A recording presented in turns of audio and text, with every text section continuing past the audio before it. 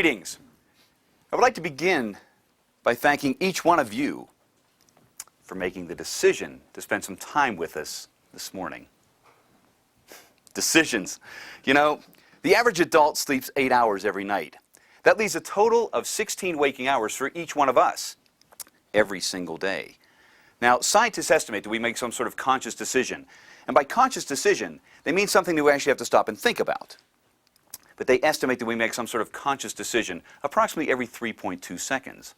What that means is each one of us makes in excess of 16,700 decisions every day.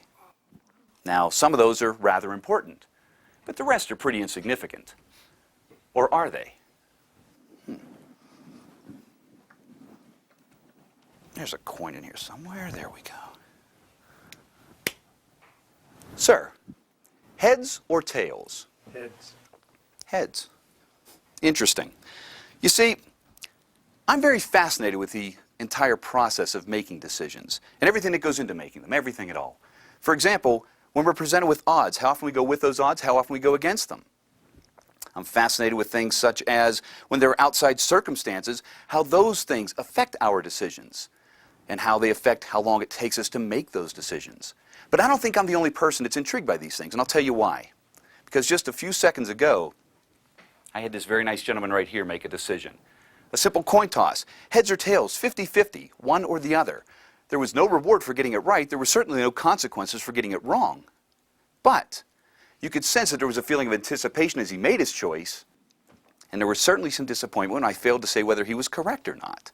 Now, don't assume that I mean he was the only one that was disappointed, because everybody here was curious and wanted to know if that meaningless coin toss was going to be called correctly or not. And so the disappointment pretty much filled the room. Now, before we go on, sir, first let me apologize. I didn't mean to ignore you the way that I did. I merely did that so that I could make the point that I was about to make there, so I wanted to illustrate it, so I apologize. Oh, and your decision was completely correct, so nicely done. Now, with all of that said, I'm going to have one of you make a decision again in just a few moments. We're comfortable with the idea of heads or tails? We'll stay with that. As before, there will be no reward for getting it right. But this time, if the wrong choice is made, someone in this room will be severely injured or possibly killed. Now, since there's so much riding on this, I need somebody that's going to be confident, someone that's going to be relaxed as they make the choice, and that's why I'm going to ask you to make the choice for us. Now, relax. Seriously, you can relax, and here's why. If everything goes 100% according to plan, if everything goes perfectly well, you get 100% of the credit. Okay? Okay. If anything goes wrong in any way, shape, or form, if anything were to go awry, I take 100% of the blame. Come to think of it, it's the same kind of relationship I have with my wife, too. So, but with that being said, you get all of the credit, I get all of the blame. That sounds good. Fair enough? Yes. What we're going to do is I'm going to have you call heads or tails again in just a few seconds. But so that there's no way that we could do any sleight of hand or anything tricky, we're going to use that envelope. Because that envelope contains two things. The first thing it contains is a poker chip. That poker chip has no bearing on what we're about to do right now, but it will be very important in a few minutes when we need it for another demonstration. So I'm going to ask you to take that poker chip and hold on to it and keep it safe for whenever we need it. Fair enough? Okay. But I said the envelope contained two things, and it does. The second thing it contains is a piece of paper, a folded piece of paper. And printed on the inside of that folded piece of paper is one word, and one word only. And that word is either heads or tails. I want you just to relax and tell us, is that word heads or tails? Tails. Tails. I'm going to take the coin and place it right here, tails side up. It'll not only act as a reminder, but hopefully also be a little bit of a good luck charm for us. I want you to look inside, verify that there is indeed a poker chip and also a piece of paper. There is. Take the envelope from me. Remove the poker chip, leave the piece of paper where it is right now.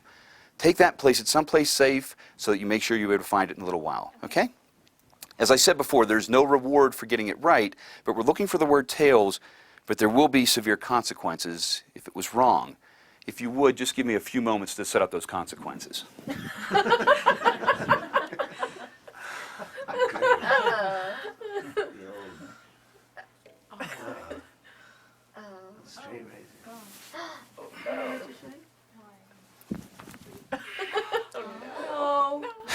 That's from the other night. Please be careful. We're looking for the word tails. Do me a favor. Tear that envelope open. Take out that piece of paper. Show it to everyone around you, and then read in a very loud voice what is written there. Tails. It says tails? Thank you. One second, but before we began, I didn't ask what your name was. What's your name? Roshan. Roshan, I would like to ask all of these nice people to help me to thank you for not killing me this morning. Roshan, ladies and gentlemen. You can just throw that over here. You know, I open all of my performances by doing this exact same demonstration. And to be honest with you, I get very nervous when I start to do it. I really do. But I do enjoy opening with this because, really for two reasons. First off, it really gets me into the performance. I get a chance to really do something that's a little bit crazy at the very beginning for me, but it gets me into the performance. It really gets the blood flowing, well, not the blood flowing, but the blood flowing, if you know what I mean. So I really do like that aspect of it. But the other thing I like about it is it's extremely good for me to be able to help you folks understand what our performance is about this morning. This is not a solo show, not by any means. Everyone here has a role to play because this is a partnership. The only way that I can be successful in this performance is if I help you folks to also be successful. And that way everybody wins. And so basically in a lot of cases my life or my success will be in your hands. And so we're going to try a number of things based on decisions that you folks will make for the next few minutes. Put a few things away. I always like to put that away just in case someone doesn't like the show.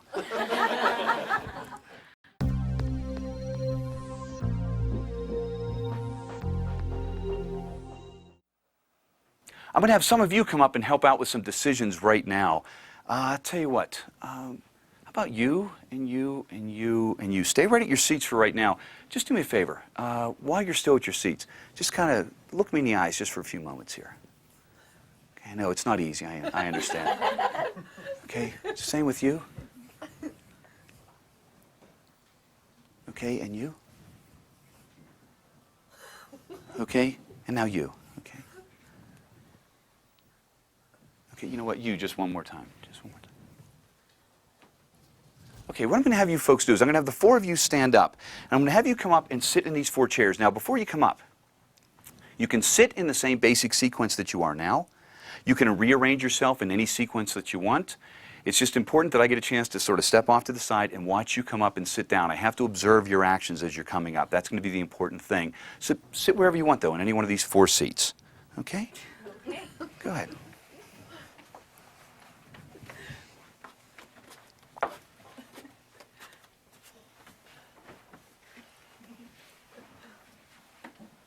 Okay, that was very interesting. That's very interesting. We're going to use the contents of this small pouch for what we're about to try. There's 5 things in here. I'm going to show you what 4 of them are right now. They're small little balls of paper. There's one that's yellow, one that's red, one that's pink, and one that's green. Would you do me a favor? Would you hold on to this and just kind of keep it folded over for now? There's one thing left in there. I'm going to place this here. In fact, I'll tell you what, let's grab this little folder. We can use this and help out, make it a little bit easier for everybody else. I'm going to place these up here on the table. I want the 4 of you to each come up and take a ball of paper. You're going to do it behind the cover of this folder so that no one sees which one you're taking, especially me, but no one else here either, okay? When you take the ball of paper, I want you to keep it cupped in your hand, and then I want you to return to your seat. If you decide to go to the same seat again, that's fine. If you choose to trade seats with someone else or move to another chair, that's fine too. Okay? Do me a favor. I'm going to cover this up. Just let that stand right there. Mix those around a little bit if you want. I'll go over here and get out of the way.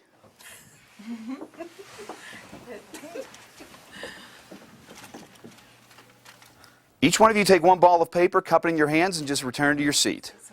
Oh, sure.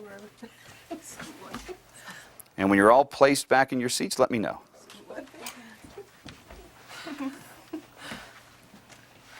Okay. Everyone's settled? Okay. Interesting. Let me explain a little bit of what we're trying to do. We're working with 4 individuals. We're working with 4 different colors. We're working with 4 different chairs. This is chair number 1, chair number 2, chair number 3, chair number 4. What I'm trying to do is I'm trying to actually work with one of you and get you to work with what I'm going to call the target color. Now, I didn't tell you what the target color was at the very beginning because I didn't want any one of you to feel influenced in any way, shape, or form. But one of you is going to be hopefully drawn to that target color. So that means I'm going to be controlling the actions and thoughts of one person. But think about that. I have 3 other people up here to work with also, which means I have to actually be controlling their actions as well so that they don't get in the way of what my plan is at this point. So let's see how well we did. I want you just to all relax a little bit because our goal is to take that one target color and isolate it from the other 3 completely. That's our goal. Okay? So here's what we're going to do. I'm going to give you some instructions. When you hear the instructions, they're very simple. Just follow those instructions. This is chair number 1, chair number 2, number 3, and number 4. Chair number 2, stand up. Show everybody what color you have. Now, chair number 1, stand up. Show everybody what color you have. Chair number 4, stand up. Show everybody what color you have. And chair number 3, stand up. Show everybody what color you have. Now everyone has a different color. You chose red, you chose pink, you chose yellow, and you chose green. I said there were 5 things inside that pouch, correct? Inside here is our target color. For the first time, let me show you what it is. Nothing else there, correct? It's red. I've been trying to control the actions of one person and one person only. Let me show you something unusual here.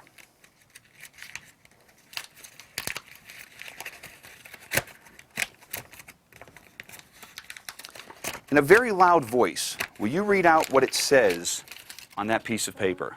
The person holding the red ball is seated in chair number 1. Wow. Chair number 1? You guys did a great job. Thanks very much. And I'll return to your seats. Just throw it on the floor.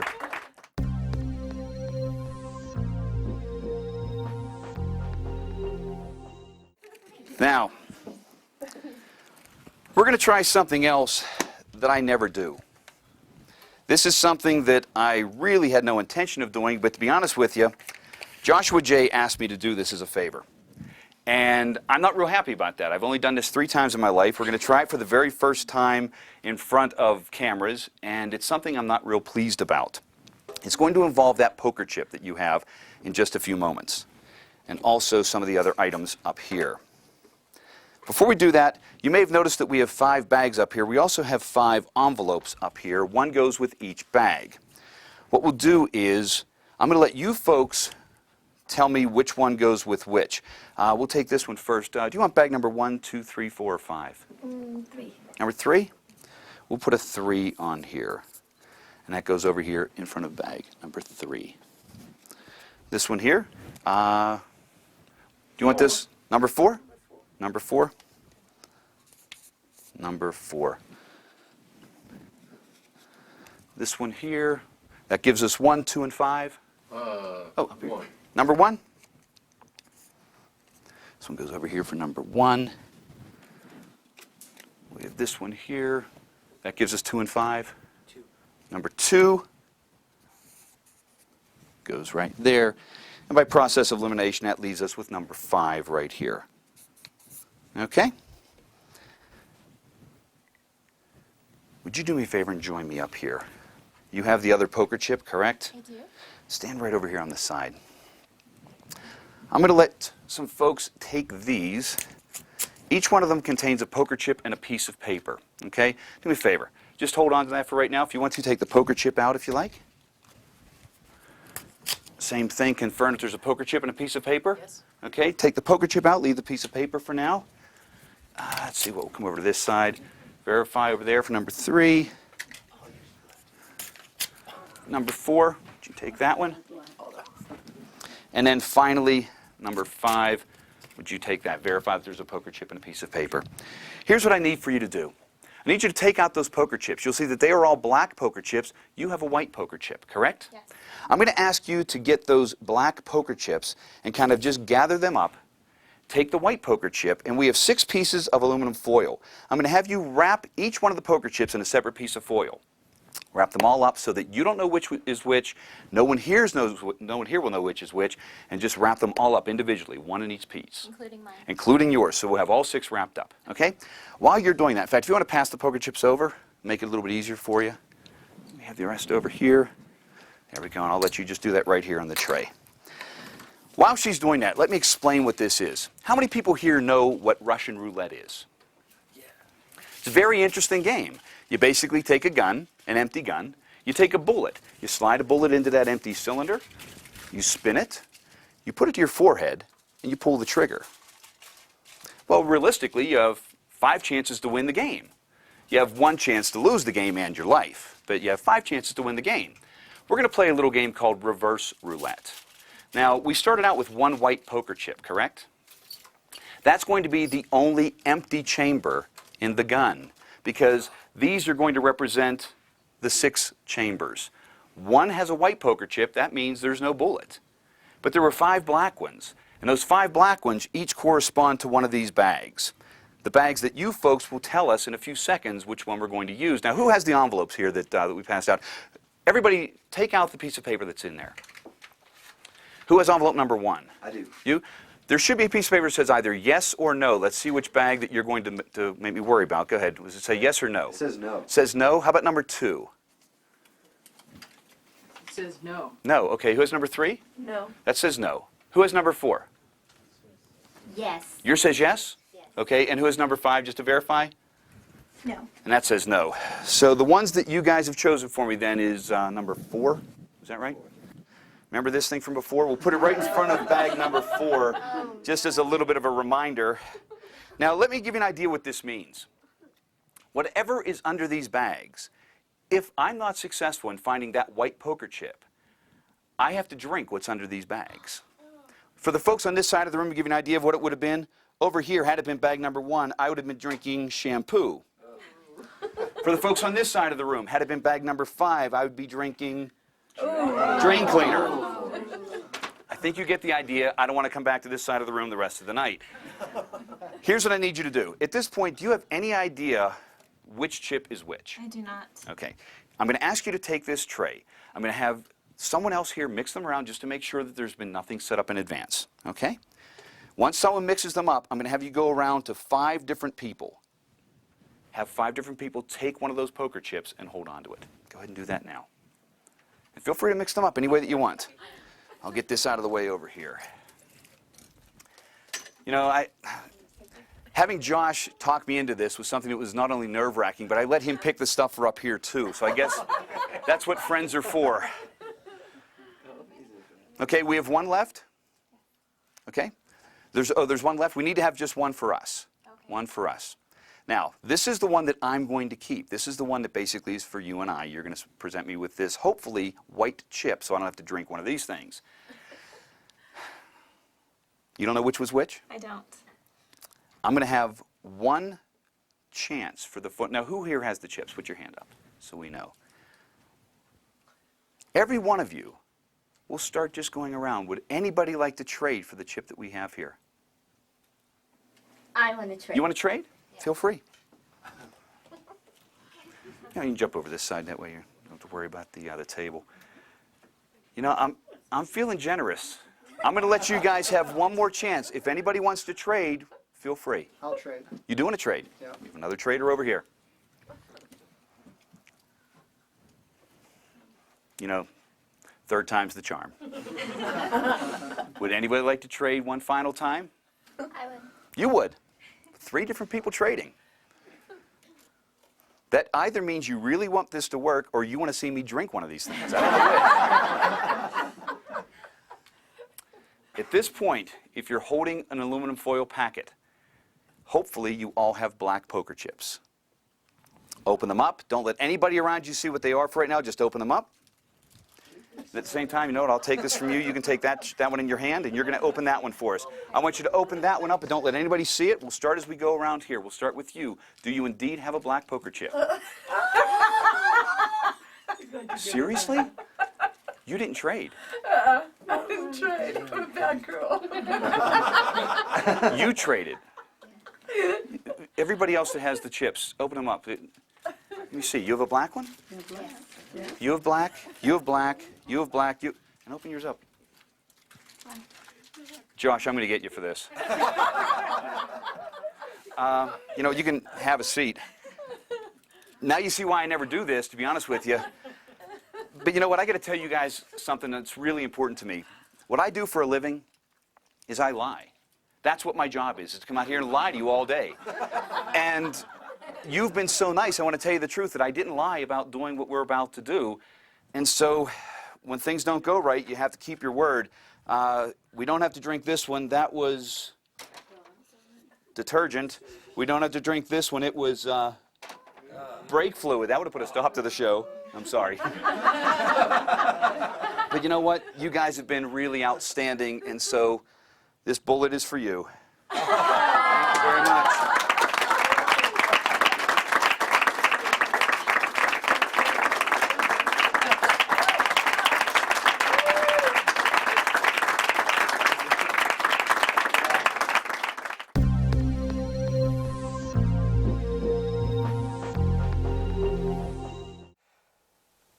Welcome. My name's Francis Minotti, and I'm sitting here with my good friend Rick Ma. I know you're enjoying the material on these discs so far, and Rick, we've spent a lot of time on the road together, Yeah. and I know you have a lot of different performance styles. You've done bizarre magic, you've done mentalism. How do you go about categorizing your different performance pieces? Well, the styles themselves are very important, but the most important thing that I look at is every single piece that I try to work with, whether it's an original creation or something I'm adapting from someone else, I look at it and I put it into one of three categories, or at least a minimum of one of three categories. The first one is theater. Theater means that it is specifically a show that people are coming in to see me perform. They're going to come in to see an evening performance or some type of performance, and they're coming in with that specific intent. In a formal setting. Absolutely, it's a formal setting. Now, it can be something extremely large, like a theater. It can be something extremely small, like a little private gathering for 6 people. It doesn't matter about size, but what it means is the purpose of the evening is to come in and see that performance. And so something along the lines of what I opened up the DVDs with, the heads and tails piece with the razor held to my wrist. That's a theater piece. That's not something that I would use for any other style of performance, except for something that was going to be an evening of theater. Not a kid's show, for example. No, not at all. Not at all. The second category I work with is entertainment. Entertainment is more along the lines of banquets or that type of thing. People may be aware that there is a performance that they're going to be seeing, but it's only a part of the evening. If they're coming to a banquet, there's other things going on. There may be an awards ceremony, there may be something that's going on for a company or for whatever else. And in addition to that, there will be entertainment. That's a little bit lighter than a theater show, and so from that standpoint, I would pick material that fits that a little bit better. The third one is one that I always have to be careful I don't offend people with. The third one is what I call filler. And filler is not a derogatory term in any way, shape, or form. What filler means is when people are showing up and you are performing, they had absolutely no idea that you were going to be there or that there would be any type of show. And so whether that pertains to strolling in a restaurant, whether you're doing the inauguration of a president, which would be very prestigious and very high profile, that doesn't matter. It just means that they aren't coming specifically to see entertainment and aren't even aware there's going to be entertainment. At that point, I'm using usually a little bit different style piece because it's something that's not as theatrical. It may not play as big as some of the entertainment pieces, and I try to personalize things a little bit more. Now, some of my pieces can fit category 1, 2, and 3. Some may fit 1 and 2. Some may only fit 3. But I try to categorize everything so that whenever I am going to do a specific show, I know what repertoire I have to pick from, and I can realistically sit down and make sense of it for the audience that I'm going to be working with. Do you actually write these out, or oh is it yeah, just kind of... every time I put a new piece together in my notebooks, I put specifically where I believe it fits in, and then that way I know specifically what I can use for specific performances from that point forward, and I can reference it according to everything for category 1, everything for 2, everything for 3, or whatever I need. So yeah, everything I do, I categorize. It makes it easier to actually pick it so that the audiences are getting what they expect. That's very cool. It's useful. Mm-hmm.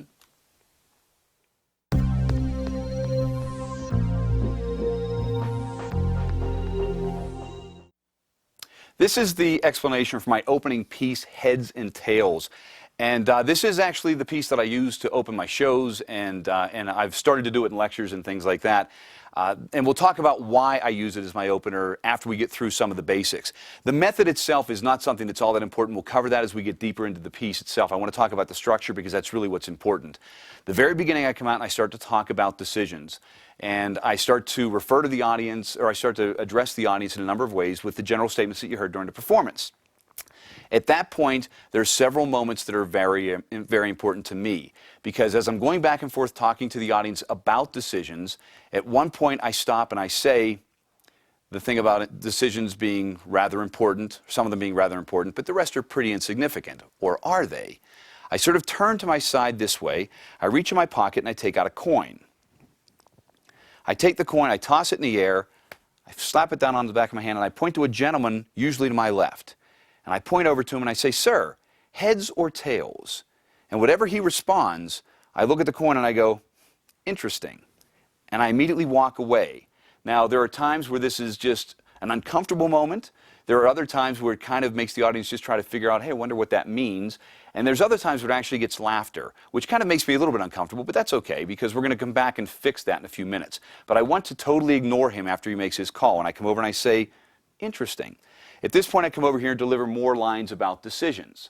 After I get through those points, and once again, refer back to the performance, once I get through those points, and I talk about how I'm so intrigued with decisions, and I say why, then I come back and I say, but I don't believe I'm the only person that's intrigued with these types of things. And I'll tell you why. Because just a few moments ago, I had this very nice gentleman over here make a simple decision. It was a simple coin toss, heads or tails, 50-50, one or the other. There was no reward for getting it right, and certainly no consequences for getting it wrong. And I go back over and I start referring back to this gentleman. And I explain that this was merely so that I could illustrate the point that I was going to make. After I go through that, and then another important point at that moment is I also bring the audience into it emotionally by saying that there was a certain amount of anticipation as he made his choice, and there was certainly disappointment when I failed to say whether he was correct or not. And I make sure I emphasize, don't think that I mean that he was the only one that showed that disappointment, because it pretty much filled the room. Every one of us was curious, and we wanted to know whether that simple coin toss was correct or not, and so we all were disappointed when I failed to say whether it was or it wasn't. And at that point, the audience now becomes a little bit emotionally involved in the show, and that's an important point.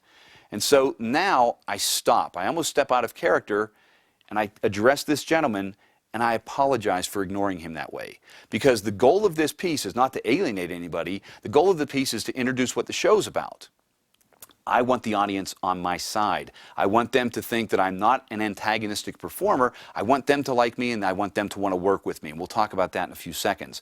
So I apologize to him, and now, whether his call on the coin toss was correct or not, I always say, I apologize, hope you can accept the apology. Oh, and by the way, your choice was completely correct, so nicely done. And so I make him feel good. So hopefully now this guy's on my side.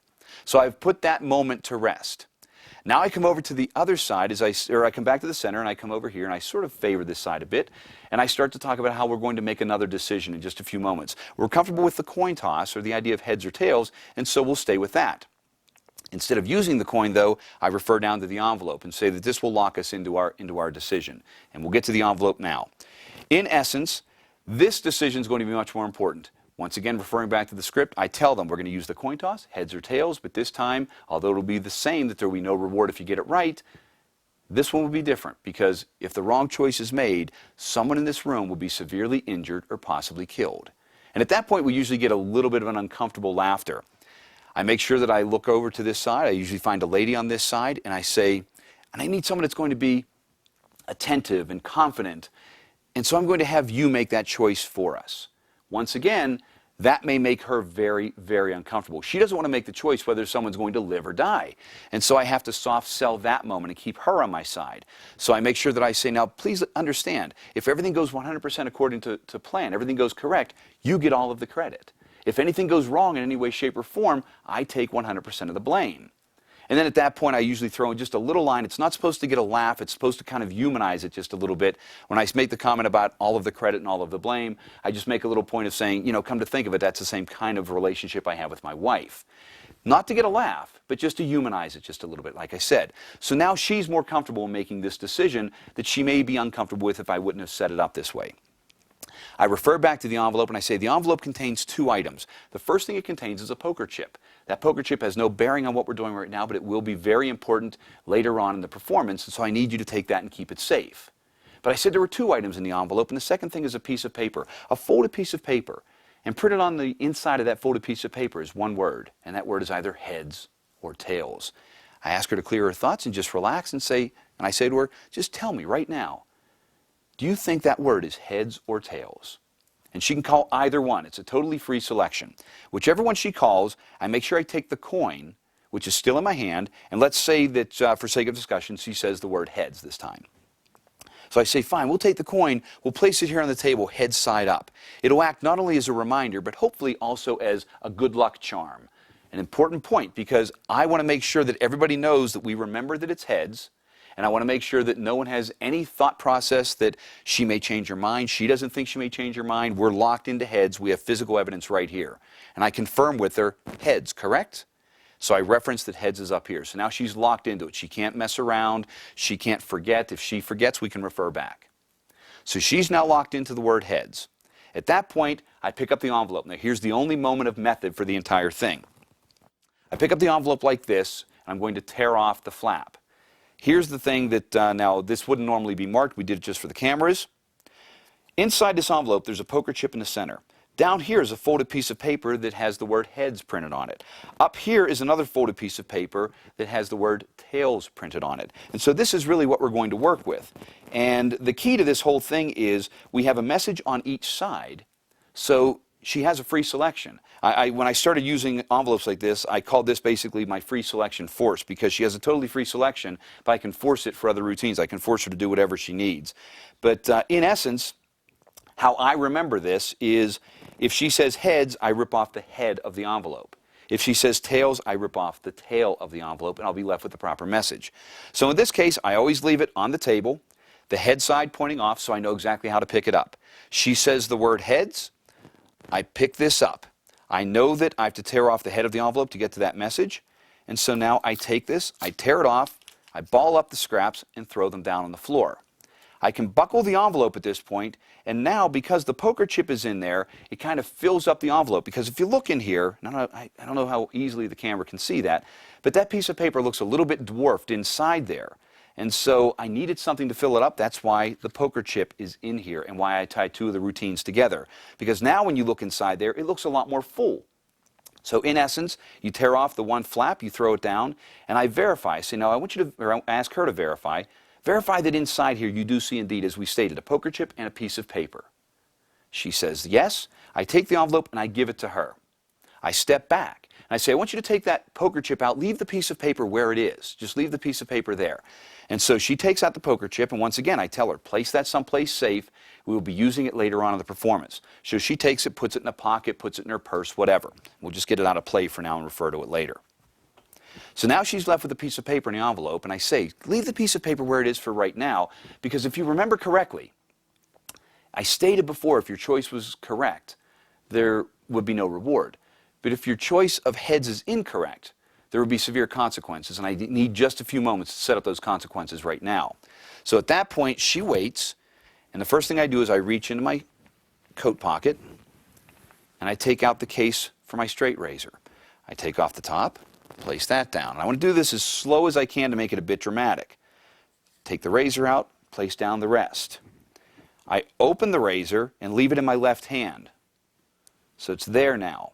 But now I want to display that razor, and so I shift hands and bring it up here while I pull up this sleeve. So now I'm holding it out here for everyone to see. Once I have it up there and the sleeve is up, I take it back, shake the arm just a little bit to cause a little bit of motion, and I take my razor and I put it to my wrist and I press down. Now at this point, you usually get a rather strange reaction from the audience. I have the razor to my wrist and I'm going to deliver a very important line for her. And that important line is, I want you to tear open that envelope. I want you to remove that piece of paper. I want you to open it up and show it to everyone around you. That's an important line. Once again, I want you to open it up and show it to everyone around you. Once they have seen it, I want you to read in a very loud voice what is printed on that piece of paper. She in turn would now, we'll take this real quick, she would have torn this open, reached inside and taken out the piece of paper. We were looking for the word heads, and the word heads is printed on there. Very simple force. Okay? But the wording is extremely important for the simple fact that I don't want someone over there, because the show's just started. I haven't had a chance to establish a relationship with the audience yet. And so I wouldn't want someone over here that's going to fool around. I wouldn't want them to call the wrong word or try to be funny. So I make sure that the first thing that I say is, take it out, show it to everyone around you. Once they've seen it, then I want you to read in a very loud voice what is written there. As soon as she reads in a loud voice what is written there, I remove the razor from my wrist, and we'll talk about this in just a few more seconds. I remove the razor from my wrist, and I address her. I make sure I don't even ask her name when we first start, but then I would go over and I would ask her name. And I would say, you know, before we started, I failed to ask your name.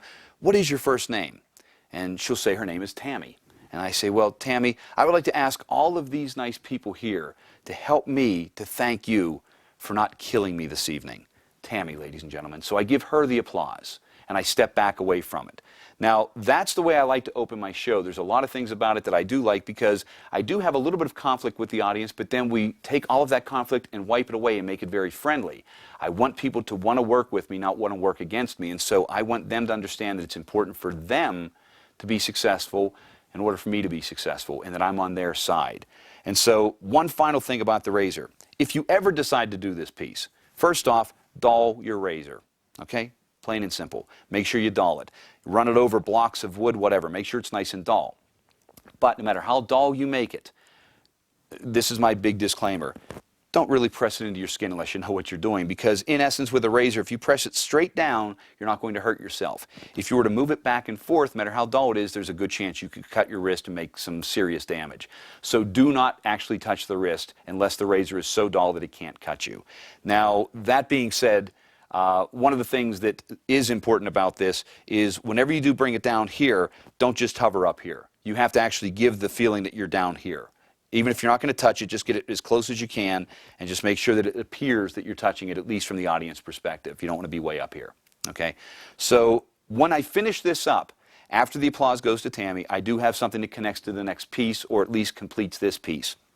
And that is the lines that you heard before of, you know, I do open every one of my shows like this, and I go through the whole process of saying why I do it, and I do the little joke in there about, because this really gets me started, it really gets me invigorated, it gets the blood flowing, well, not the blood flowing, but the blood flowing.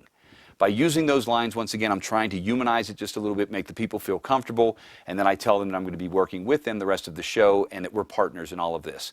And then we move on to the next piece. So, in essence, this is heads and tails, and we'll talk a little bit more about some of the aspects of the envelopes as we get into one of the later pieces.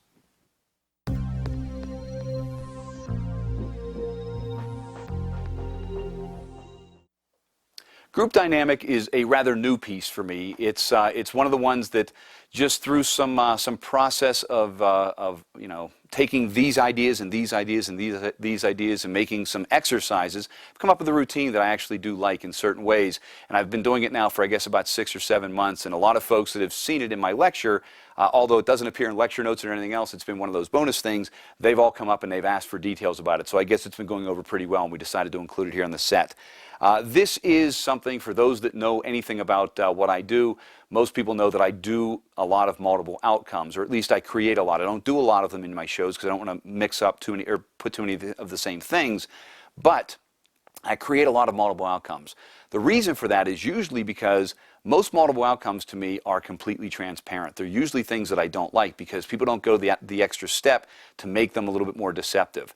Very often, multiple outcome payoffs have nothing to do with the routine itself, and they are very, very disjointed, and so the audience can see through those things a little bit. So I try to create ones that do two things. Number one, that supposedly end clean, and number two, that realistically fit into the framework of the performance piece itself, so everything makes sense. I want to give them as much information as I can.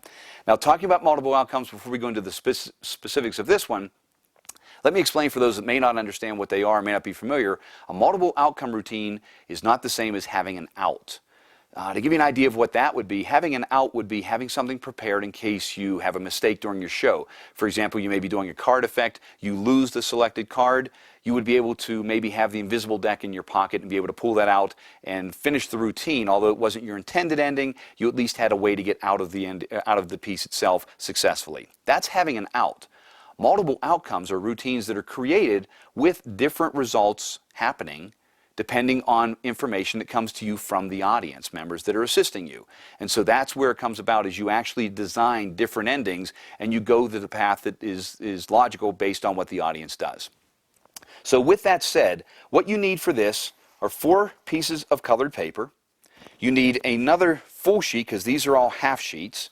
You need another full sheet of colored paper that matches your target color. In this case, we're going to use red. I also use a small pouch. There's no gimmicks here or anything else. It's exactly what it looks like. It's just merely an empty pouch. Now, what you do to prepare this, and as soon as I show you this, you'll pretty much know how the routine works, but we'll walk through it anyway because there are some subtleties that are important.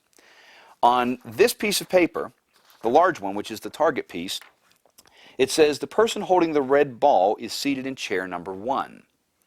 You're going to take this, you're going to fold it in half, and the way that I ball these up is actually somewhat important, although using the color paper, it's not quite as bad as if you were using white. But if they were to hold this up against white light, or a bright light, you might be able to see some words bleeding through. So take it, crease it in half. Right now, this section right here is where the printing is. We're going to take that and bury it by balling the top of the paper, and in essence, balling the rest of the outside around it. So this way, there's no way that any of that printing can bleed through to the outside. It's just impossible. You've created extra layers of paper around it. So even if that was a white piece of paper and you had written it in a Sharpie, there's no way for it to bleed through. This ball of paper goes to the bottom of the bag because it's one that's going to be left in there. You'll be able to tell the difference between that one and the other red sheet because this is a half sheet, this is a full sheet. You can tell them by touch, plus by position because it's at the bottom of the bag. You take a green piece of paper, fold that in half, ball that up. You take the next one, in this case a pink piece of paper, do the same, ball that up. The next one is the yellow, do the same, you ball that up. And then you have the final one which matches your target. This is the special one, because this one has printed on one side of it, the person holding the red ball will be seated in chair number 4. Okay? So now we have what we need for our method. Once again, just to make sure that nothing bleeds through, you crease that. All of your written information is right here in this little section right here. So once again, we ball the paper around that section. So that way there's no way for anything to ever bleed through. I put all of these in a bag, and I usually put 2 of the indifferent colors in first,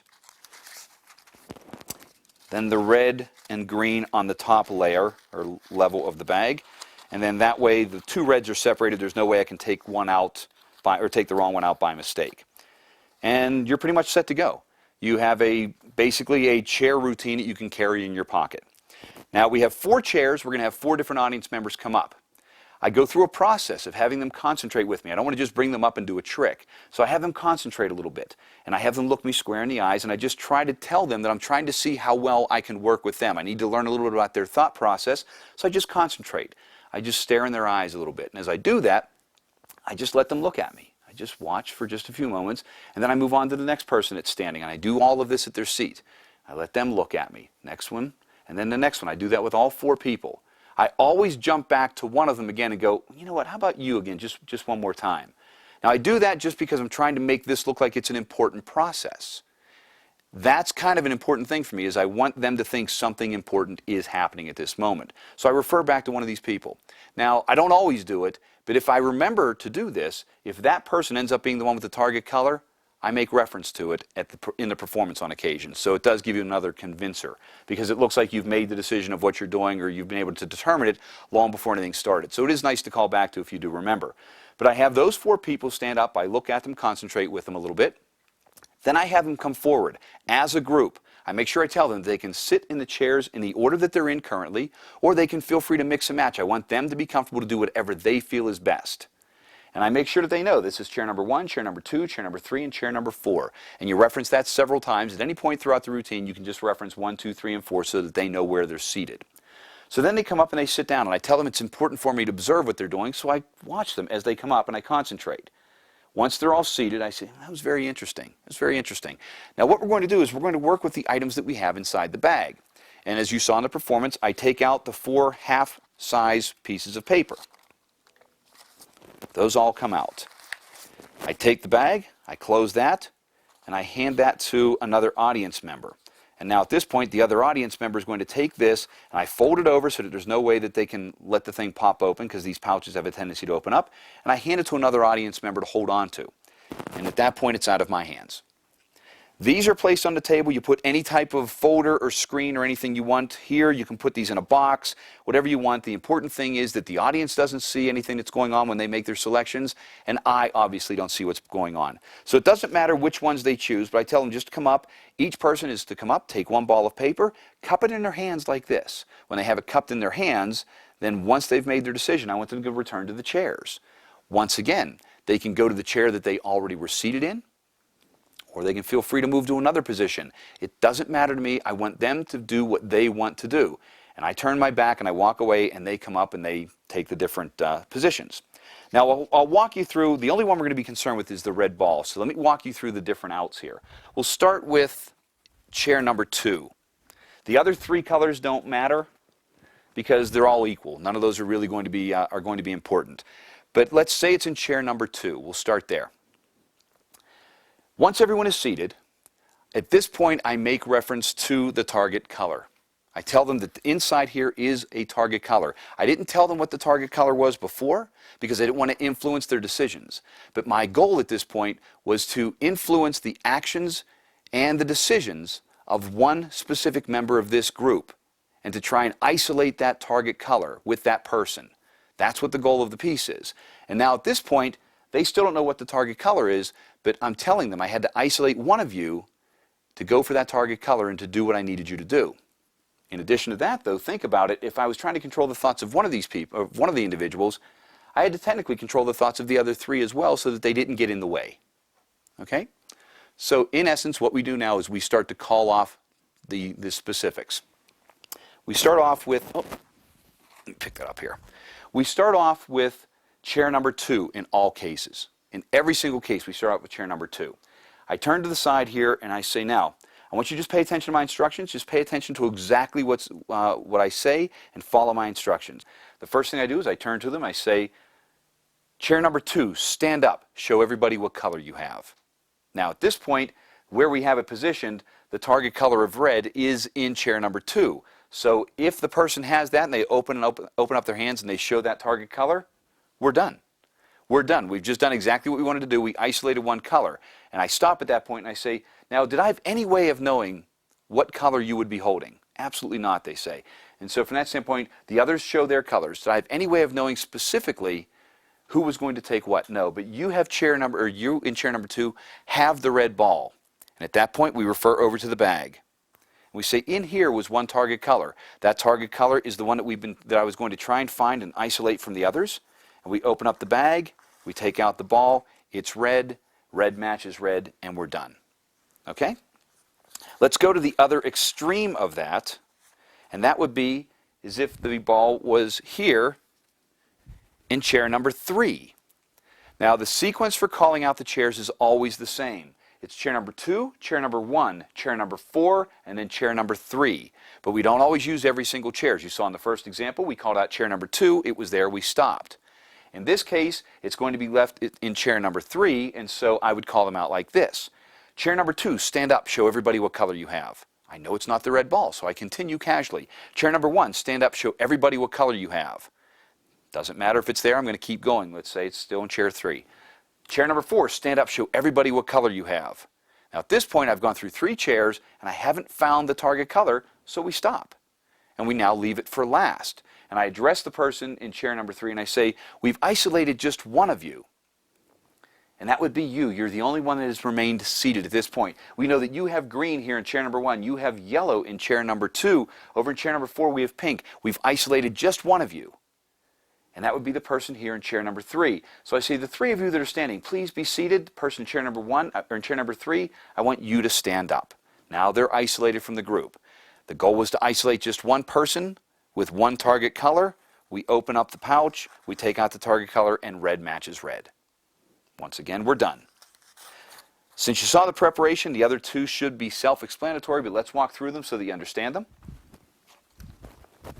Let's say that the target color is in chair number 1. As soon as I see that it's in chair number 1 or in chair number 4, I know I have to call out all 4 chairs. And so that becomes a very simple thing. At this point, and this is how it was during the performance, it was in chair number 1.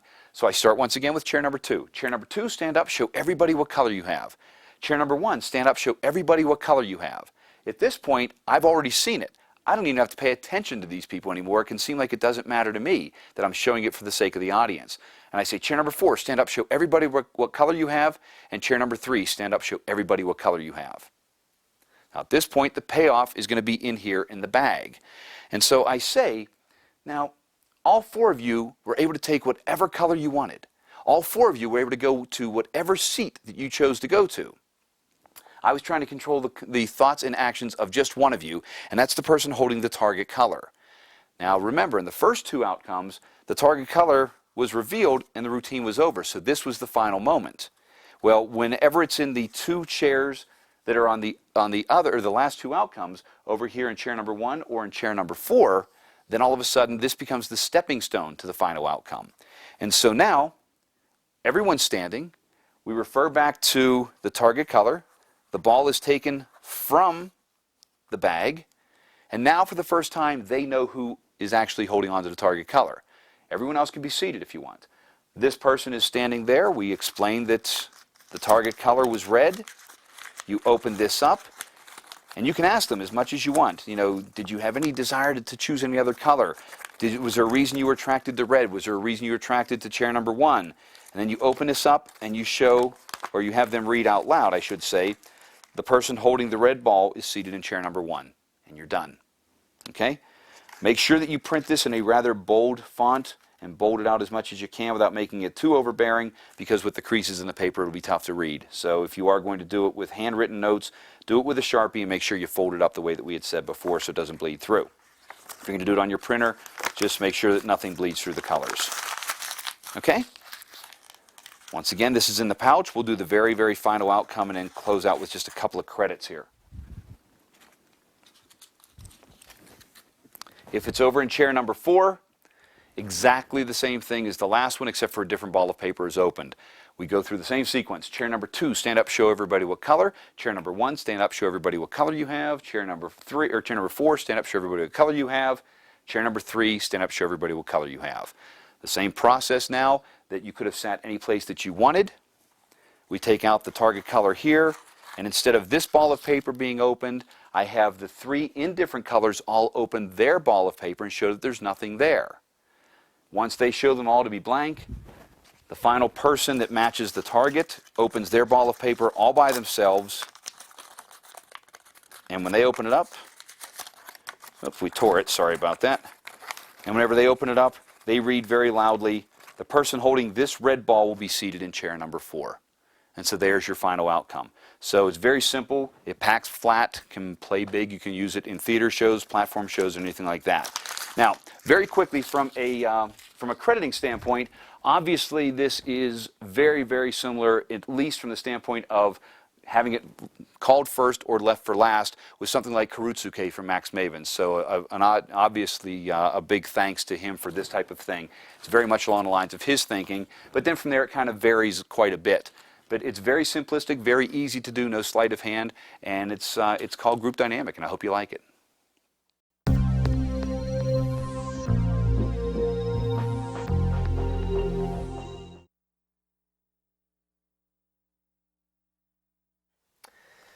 Rick, one of the drawbacks, in my opinion, to mentalism and bizarre magic is a lot of times it seems there are these laborious process of things. You have to go through a long, drawn-out dealing of cards or numbers. How do you avoid that, or how do you deal with your process of method?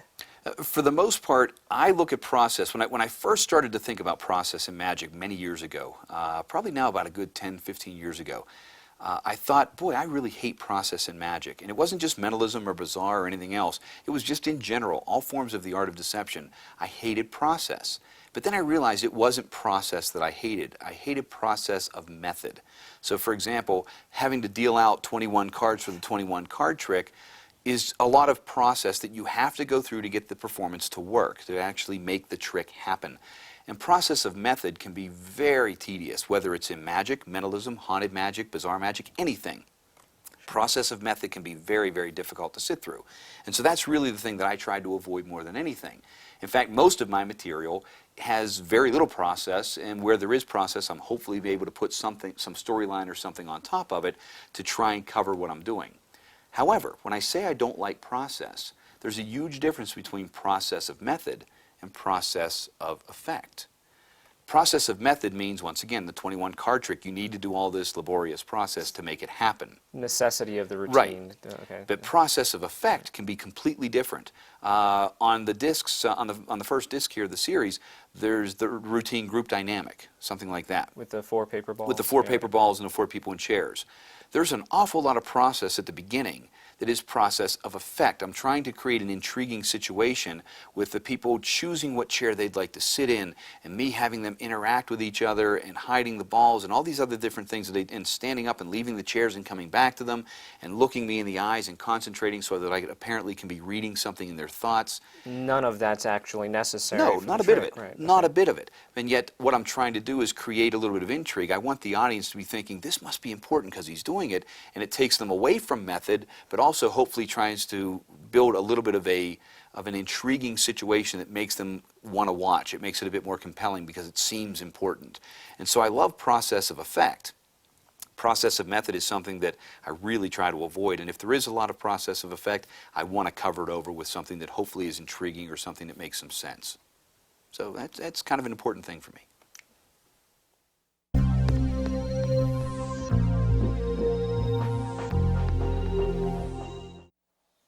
Now this is my version of a poison Monty or an acid Monty routine. It's called reverse roulette.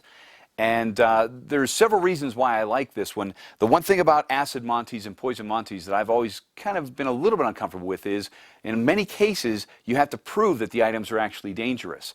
And so one of the things that I did was I started to use just simple household products because nobody in the world would want to drink drain cleaner or shampoo or something like that. So you take away all of those moments of having to prove things. But let's walk through the piece itself.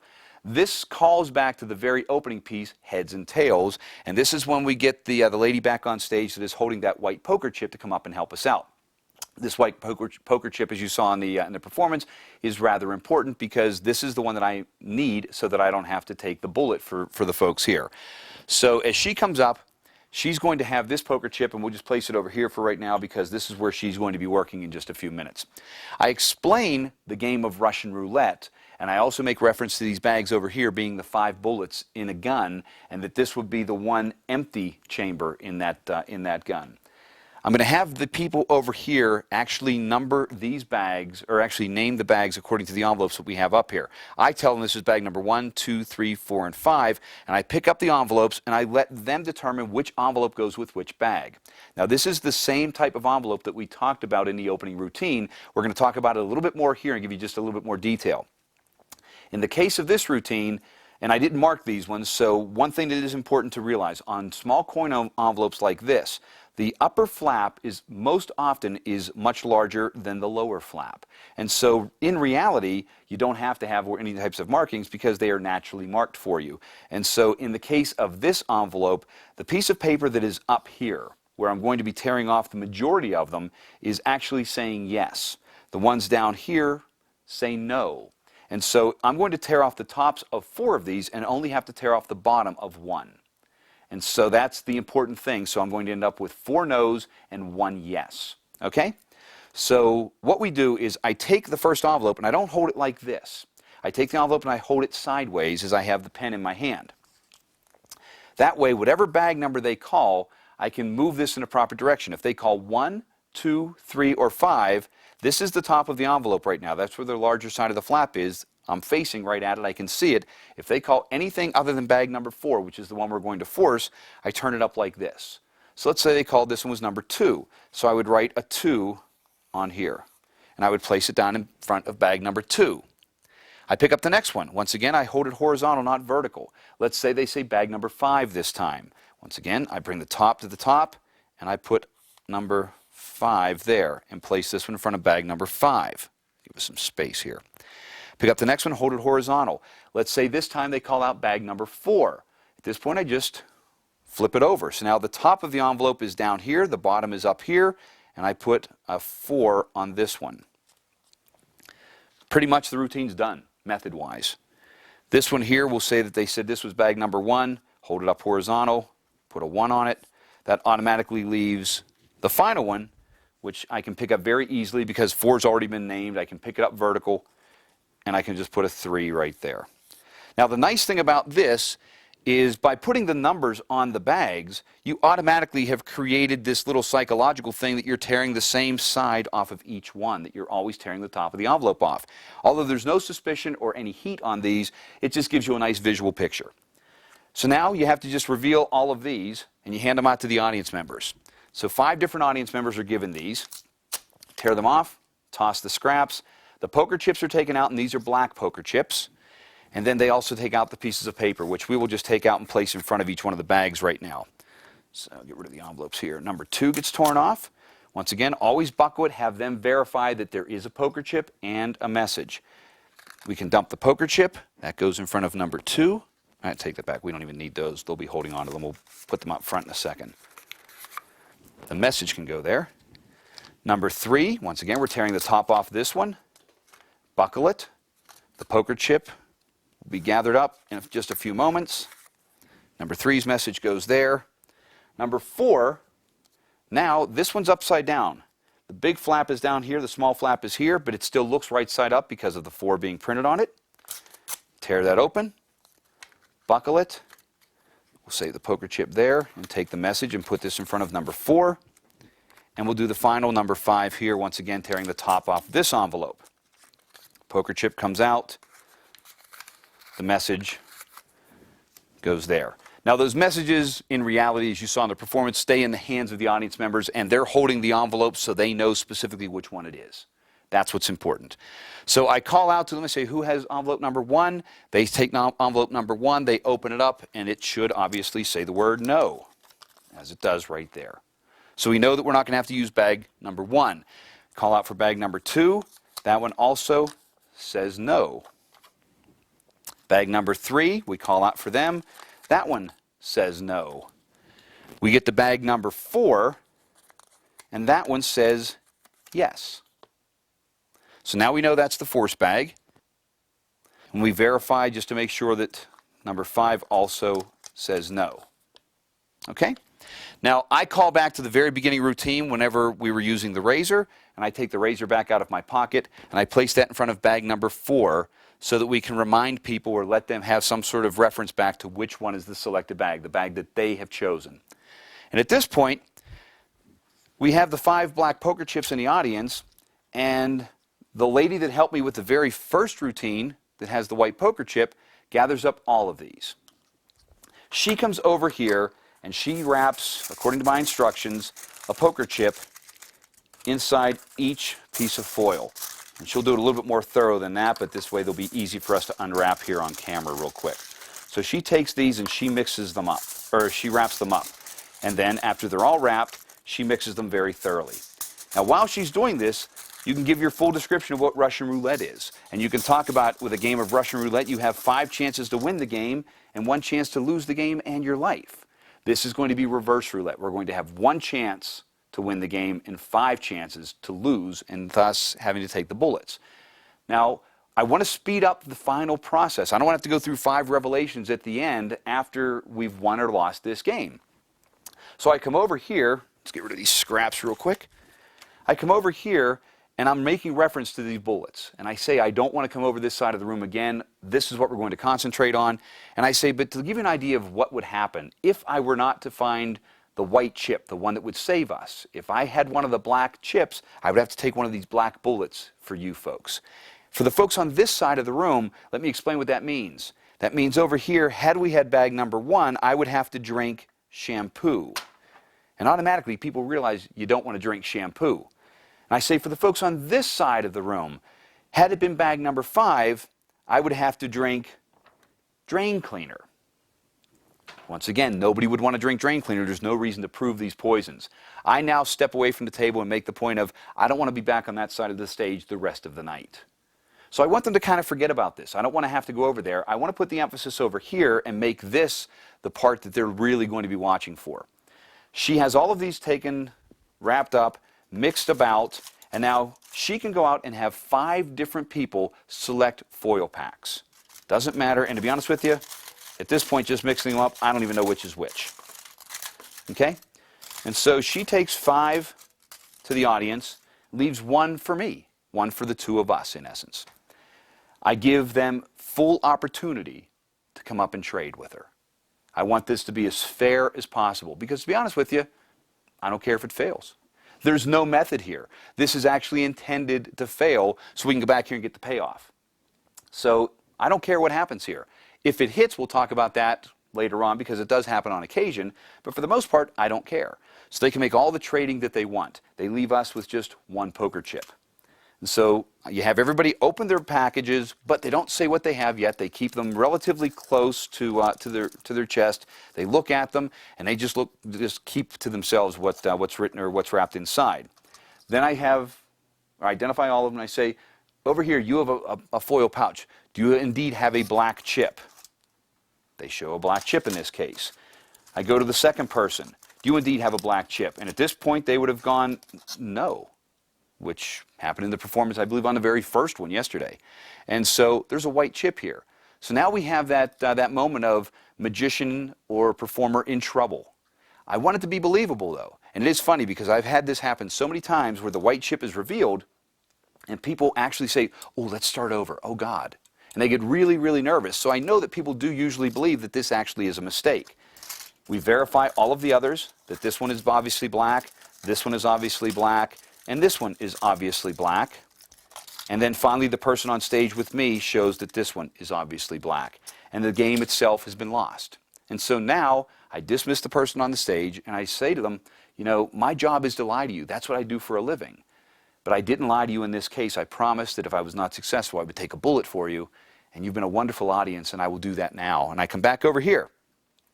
And as I come back over here, I reveal the second bag. And I say, well, this wasn't the bullet that I had to take. That would have been dishwasher soap or dishwashing soap. And then I say, and it wasn't this one, because that would have been brake fluid. Now, I've done this in certain nights where this is a relatively quiet moment. People are a little bit uncomfortable, so I intentionally put brake fluid in this position, in the third position right before the revelation, because people are kind of uncomfortable certain times. And so I say, would have been brake fluid. Well, that certainly would have put a stop to the show. It's not intended to get a laugh. It's intended to just break that moment a little bit and have them just lighten up and kind of take a breath. You might get a light chuckle, but that's really not what it's for. But you say the bad joke, the bad pun, and you apologize for it, but at least it just breaks the moment just for that one brief second and lets people relax and lets them exhale a little bit. Then you get here and you say, you know, you folks have been a wonderful audience. I would be willing to take this bullet for you.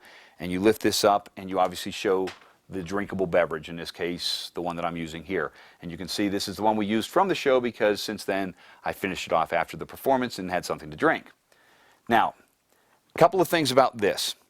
Number one, I'm going to give you the most important tip right off the bat. If you're going to use a carbonated beverage, here's a very important thing. Before you ever go out to perform, when you're first setting up your table, crack that lid, let some of the carbonation out, and then just lay the lid on top so it's open. Don't seal it down. Because if you have a bottle that's been sitting out, it's relatively warm, and you crack it open very quickly and tilt it back to take a drink, that's all going to back up on you. You're going to choke on stage very likely. So you don't want to do that. You want to make sure the carbonation's out. I say that because it happened to me once. It'll never happen again. So that being said, just crack that lid on it so that you know that that's going to be already a little bit safer to chug down pretty quick. Okay? So that's number one over here. That's one of the important things. So we're going to get through the payoffs relatively quick by only having 3 left. The first 2 were already revealed, and that's where we stand. So this is a typical magician in trouble failure type effect that I want it to be believable, and then I want to pay it off over here. Now, the first question that people ask whenever I do this for magicians is, what happens if you get the white chip? Well, we'll talk about that in just one second. Because I will tell you this, you will do this on occasion. If you decide to put this together, on occasion you will get the white chip. You will definitely have magicians come up and go, that's impossible, my God, how could you have done that? You never touched them, she wrapped them up, and she's always, she handled them the whole time.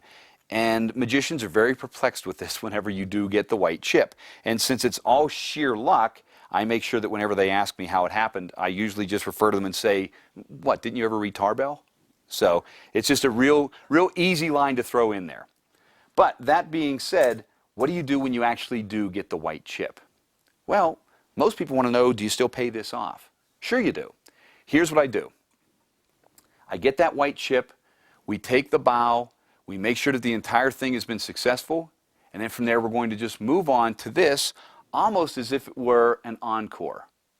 So you proceed with the routine just as we had it before, but we pay it off differently. Like I said, the white chip now becomes, we're successful, and we come over here, and like I just said, this becomes an encore piece. You take your bow, you don't get much better than this, everything was hands off, but now before you come over here, you say, you people have been an outstanding audience, you really have.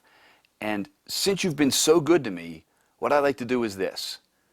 To show you my appreciation, I want to show you that I would still be willing to take a bullet for you. And even though you've been successful, you come over here and you do the same 3 revelations, and now this becomes a second payoff for the routine. So it's very simple, very easy, and you still do pay it off.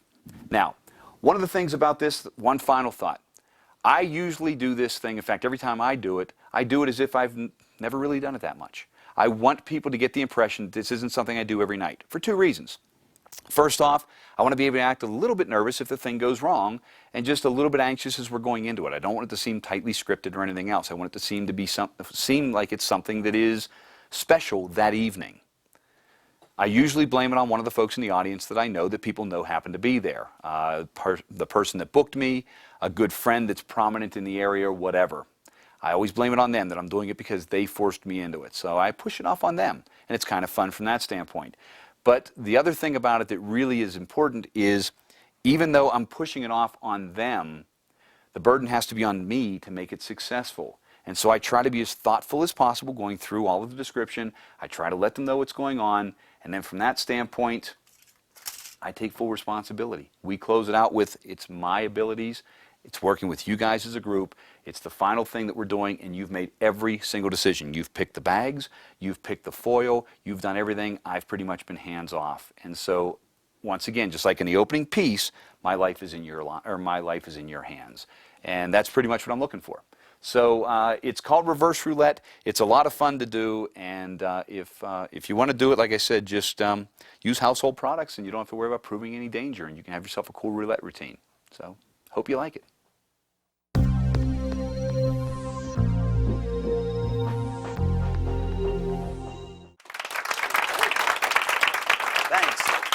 Thanks. Appreciate it. Thank you. When you do the types of things that I do with mind reading and the ability to hopefully be able to control people's thoughts, actions, that type of thing, you look at that stuff and you try to figure out where you can come up with some practical applications. And I have a couple of friends of mine that have one specific hobby, and they asked me about that and wanted to know if I could help them out. Needless to say, I didn't, because when I tell you what the hobby is, you'll understand why. It's something that you see all over the place nowadays. You see it on television, you see it in every store you go into, everywhere you look, you see the game of poker. And to be honest with you, the game you see constantly is Texas Hold'em. Now, I've been playing poker for a long time. I've been playing for probably about 30 years. But I didn't grow up playing Texas Hold'em. I grew up playing a game called 5-Card Stud. Now, the poker players know what that is, but for those that don't know what it is by name, you may even recognize it just by sight. Basically, it looks like this. Each player is dealt 5 cards. 4 of them are face up. 1 of them is face down. And that face down card that each player gets is called their hole card. Okay? And that card is really important because that's the card that the entire game hinges on, and also that everything hinges on for that individual player. So I thought about it for a little bit, and I thought if I was going to apply some of the things that I do to a game of poker, how would I do it? So I was going through some stuff that I had at my house before I came out here, and I found this large deck of cards. So I took it, and I just randomly shuffled it up. I took 5 cards and dealt them down onto the table to create a poker hand. Now this is the hand we came up with, and unfortunately it's not a very good hand. It's one you would probably fold, to be honest with you. The 5 of spades, 2 of hearts, king of clubs, jack of hearts, and 9 of clubs. Those cards aren't real important right now, but just to give you an idea, it was kind of a random hand. There wasn't anything that was really impressive about it. And so I took that stack of cards and I placed them in this envelope. It's going to be up to you folks now to determine the whole card, because everything we need is right here. And so I'm going to have one of you determine the whole card. I'll tell you what, I'm going to have you do that. Is that okay with you? Okay. Here's what I want you to do. Don't really try to focus too hard, because we'll do this in steps. We'll do it slowly. We'll do it slowly, okay? I want you to concentrate right now, just kind of in your imagination, in your mind's eye. Tell us, are you seeing black or are you seeing red? Red. You're seeing red. So we know that the whole card that you have in your hand, because this will be your hand now, because we're doing this with you, the whole card that you have in your hand then is going to be one of those 2 red cards then. It's either going to be the jack of hearts or it's going to be the 2 of hearts. I want you to focus in a little bit closer and tell us right now, are you seeing the jack of hearts or the 2 of hearts? Jack of hearts. You're seeing the jack of hearts. Now this is your hand. We set nothing up in advance. And you're seeing one card as your whole card.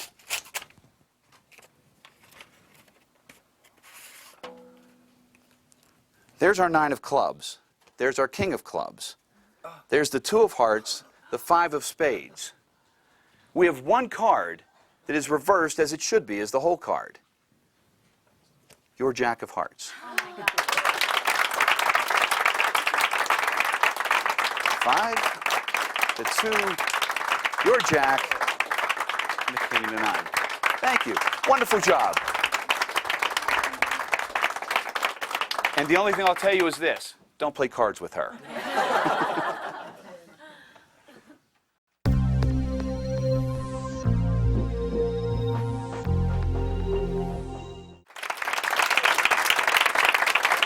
Thanks. Thanks. You know, in addition to working with thoughts and things like that, when you're in my profession, you also work with something else that's very important to all of us, and that is emotions. Human emotions. We have a wide range of different types of emotions, and we're going to try and work with those right now. In fact, we have 5 different ones up here: sadness, anger, happiness, fear, and optimism. We're going to work with these, and you know what, Scotty, you're right here. You want to help out with this? Sure. Do me a favor, just stand at your side of the table there. What I'm going to ask you to do is I'm going to ask you to take these and just mix them at your fingertips. Just mix them up as much as you want at your fingertips. Do it very thoroughly, but very cautiously also. I'm going to step over here. I don't want you to think that I'm trying to cheat or anything. Just go ahead and mix them up, okay? Whenever you get to the point of them being mixed and you're comfortable with it, what I want you to do is I want you to take one card off into your hand, let the other ones just go straight to the table, okay? Now take that card, I want you to take it, and now there's going to be several things written on it. There's going to be the main emotion, and there's also going to be some small fine print that kind of describes that emotion a little bit. So lift it up and take a look at it, make sure that you know what it is, read that fine print. I want you to really absorb that emotion. I want you to really concentrate on it for several reasons. First off, I want you to kind of burn it into your imagination. Second off, I want you to try and go back in your history to something that may have made you feel that way. Now, it can be as personal as you want, because you're never going to have to reveal it to any of us. You're just going to have to worry about the emotion itself. But try to think of something that made you feel that way. Okay. We want you to try and generate that emotion. Okay? Here's what I'm going to ask you to do. I want you to take the card right now, just hold it from the very top, as if you were making a wish in a wishing well. If this is a positive emotion, you're going to wish for it to stay. If it's a negative emotion, you're going to try and wish it away, in other words. Okay? So just concentrate on it as if you're going to make that wish. Now slowly lower the card down and just let it come back to rest on top of the pack of the rest of them. Just go ahead and put it right on top. Pick up all of the cards again. Mix all 5 emotions. Mix them up. At this point, you won't know which is which in that stack, correct? Okay. Here's what I'm going to ask you to do. Once they're thoroughly mixed, I'm going to have you take them and deal them in a row, face down, right across the table here. Okay? Now what I'm going to do is I'm going to try and move to the other side, because I'm going to have some folks on this side helping. I don't want you to think that I'm looking at anything that they're doing. I'll go over here. Tell you what, I'm going to have you start out. Okay? I'm going to have you come forward. Now I want you to stand right across the table from Scotty. Stand right across the table from him. Scotty, I want you to just do me a favor. I want you to push one of those cards just right a little bit forward to her. I want you to pick that card up. Now don't let us see it, but pick it up, read that emotion, be comfortable with it, make sure you know what it is, and then just go over and have a seat again. Okay? Go ahead and be seated. No, take it with you. Take it with you. That's fine. I'll let you come up. Scotty, push the next one forward to her. Read that emotion. Be comfortable with the emotion. Understand it. But go ahead and return to your seat if you want. You can stand up. I Once get my again. free choice, right? Absolutely, absolutely. Go ahead and have a seat again. Diana, would you come up? Scotty, push one forward for her. I want you to read that emotion. Go ahead and sit down. We have one left, and you can come up and take the very last one. I want you to read that emotion. Be comfortable with it, and then go ahead and sit down. Now, I want all 5 of you to think of those same emotions. Once again, try to generate something in your past that makes you feel exactly what's written on that card. Okay? You do the same. Continue to think about what you were thinking about. Okay. Reading emotions is a lot tougher than reading thoughts because I really have to try and get inside each one of you in one form or another to try and understand what you're really feeling. And right now, what I'm really trying to focus on is how you feel. And I'm trying to balance it out over here because I know for a fact you aren't feeling the same thing that Scotty's feeling. I can definitely sense that. And neither are you. No, you're not either. And neither are you. Neither are you. Would you stand up for me for just a second? Scotty, for the first time, what emotion are you channeling right now from your past? Optimism. Optimism? What are you thinking of right now? Do me a favor. Would you show everybody what you're trying to channel? Optimism? You did a nice job. Very nicely done. Nicely done. Nicely great. Very good.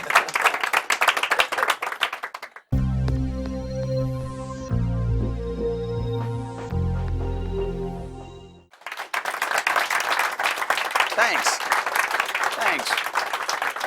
I'm going to have an awful lot of people help me with this test. And I'll tell you what, we'll start out with just, do me a favor, take a look at this envelope. Just take a look at it, make sure that there's nothing unusual about them. They're not marked in any way, shape, or form. There's nothing that we can tell about them. There's nothing there that you can see, right? Just going to have some envelopes with some things inside. And we're going to have a number of people come in and help us out in just a few minutes with those. Okay? Okay? This one and this one. Here's what we're going to do. I'm going to have a lot of you folks from the back help me. And what we'll do is this. I'm going to have 4 people come in and sit in this back row. And I'm actually going to work with the people in the front row for right now. Okay? So one at a time, just come back and fill in this back row. How's that?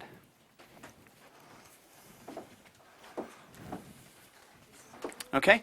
Now the folks in the front, just come up here and kind of fill in. And I'll be standing with my back to you for a few moments, but then we'll kind of work around that. How's that? Sir, would you do me a favor? Would you take these, and at your fingertips, would you just kind of mix them up? I want it to be very thorough, but once again, concentrate on every muscle, every movement, everything that you're doing, because I want it to be something that, although you're being very thorough, this is all an exercise in concentration. I want everyone to exercise that concentration right now. Okay? Now, what we're going to do is this. We have 5 envelopes. I'm going to have the 4 of you up here working with these envelopes. I'm only going to use 4 of the envelopes. Okay? As a matter of fact, you can have any one that you want. Which one would you like to have? The center one. That one there? Mm-hmm. Which one would you like to have? That one? Which one would you like to have? Okay. That leaves one left over here, which I'm going to let you hold on to that one. Here's what we're going to try. Here's what we're going to try. We have simple, basic instructions inside here. One-word instructions. Those instructions are either to stand or sit. We have some of each envelope, okay? That's what we're going to try to work with. And so I'm going to have you folks tear open your envelopes and read only to yourselves whether you should be standing or sitting, but don't do the action yet. Just concentrate on it, okay? Here's the interesting part. We have 2 of them that say stand. We have 3 that say sit. The reason I only use 4 people to select them is because if we used all 5, we would know for a fact that we're going to have that exact configuration. 3 people sitting, 2 standing. This way, we don't know if it's going to be 3 and 2. We don't know if it's going to be 2 and 2. We really don't know. It's a little bit more difficult this way. Everybody here know what you're supposed to do? Don't do it yet. I'm going to use you folks back here in the second row as kind of my visual way of seeing if this is all correct or not. You folks in the front row, close your eyes. Concentrate on what you're supposed to do, whether you're supposed to stand or sit. You folks back here, I'm either going to give you a thumbs up or a thumbs down. If I do thumbs up, that means I want you to stand. If I do thumbs down, it means I want you to stay seated. okay? And I'll point to you individually. Everybody up here in the front, just kind of concentrate. I need to get thoughts from every one of you. You're thinking about what you're supposed to do?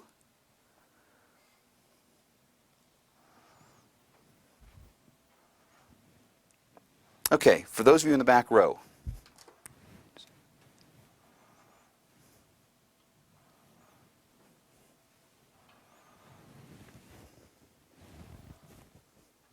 Okay. Now, if I'm correct, we should match the front row with the back row perfectly.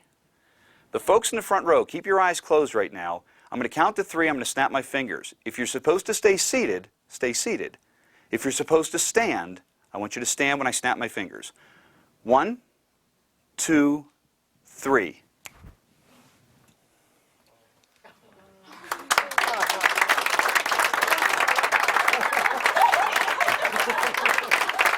Very nicely done. Very nicely done. An all round of applause. Good job, everybody. Good job.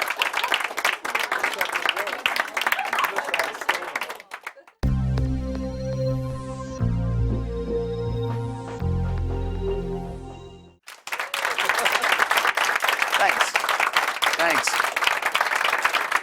You know, when we were taking one of the breaks, I had someone ask me about how I got started doing these things and what were the first types of tools that I had to kind of fine-tune to try and learn how to do some of this stuff.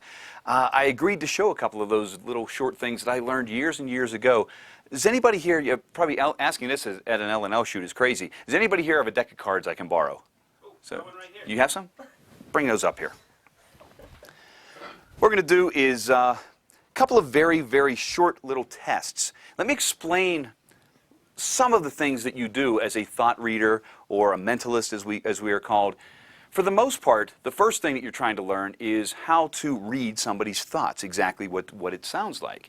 But it's not as easy as it sounds. There's a process that goes into it. The basic process is very similar to, let's say, tuning in a radio station.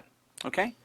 Think about trying to tune in a radio station, and in essence, if you didn't know anything else except for possibly the song that was playing, you could scan up and down the dial until you heard that familiar song.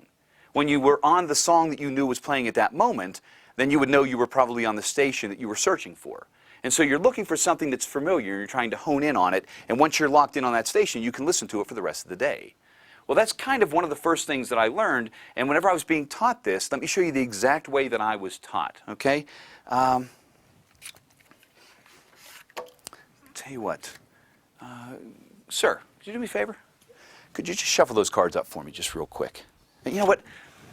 While you're doing that, I'm going to try and explain what we'll do, and I'm going to use someone over here. Would you be willing to help out? Yes. I'm going to actually show you one card. I'm going to have you think of that card and concentrate on it. That's going to be that song on the radio that we were talking about. So I can try and focus in on that a little bit. In fact, what we'll do is, you know what, take out any one of the cards for here. It doesn't really matter. It's the only one she's going to focus on. Okay? You can let me see it because it doesn't matter. I'm going to let you focus on this card. Okay, in just a few moments. So that you don't think something unusual happened, feel free to mix them up. You had those in your hand. Feel free to mix them up. They are new, I'm sure. I was going to say, you're an L&L shoot. Of course they're new. Someone from the audience. Okay, I want you to focus on this card and just this card. Okay, think of just that for right now. Concentrate on it. That's going to be that song that, like I'd mentioned before, that we're going to try to focus in on.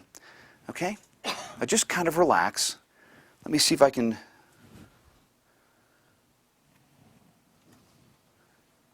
Okay, I think I have you. I'm not totally sure. What I want you to do is just say stop at any point. Stop. Stop right there. We'll leave it right in the center of the deck, okay? Just look at that one card. Now focus in on that card. Focus in on the one that we just looked at now, the second card. Try and just think of that card specifically. Forget the original focus card. Think of the second one you were looking at. First, try to send me just the color of the card. Now I'm getting kind of a... You and I haven't warmed up at all, so I'm getting kind of a gray tone. I'm not getting a solid black. So sometimes when I'm just working with somebody, it doesn't come in color. It seems like I'm getting a little bit of a gray tone. So it looks like you're getting a red card to me. Yeah, I'm going to stay with a red card because it's kind of a grayish. Definitely is not a jet black. I want you to also try and send me a little bit of information for the suit now. Don't think of the name of the suit. Try to envision the suit. Try and send that over. I can definitely see a little bit of a round shape to it, so if we're going with a red card and we'll stay with that, I'm going to say that we're looking at for a heart at this point. Try to envision the entire card, whether it's a number card, whether it's a picture card. Try to give me the entire thing. And to be honest with you, right off the bat, I'm getting an awful lot of white background. I know it's not a picture card, it's a number card. In fact, I'm getting an awful lot of white background, so now just try to focus in on that number a little bit more. It's a low number. It's definitely a low number. I'm seeing the center space is definitely blank. It could be a 4. In fact, it's lower than that. You're sending me a red card. It's a heart. It's the 2. Are you sending me the 2 of hearts? Yes. Okay, not bad. Not bad. Thank you. Nicely done. It's a very simple process of just trying to hone in on your thoughts. Like I said, like tuning in a radio station. What we're going to try and do is I'm going to try and show you a different skill now. The first thing you do is read thoughts. The second thing you do is try and control people's actions and their thoughts. And we'll try that now. In fact, in order to do that, we'll use the same deck. How's that? Okay. I'm going to try and do something specific here with one of these cards.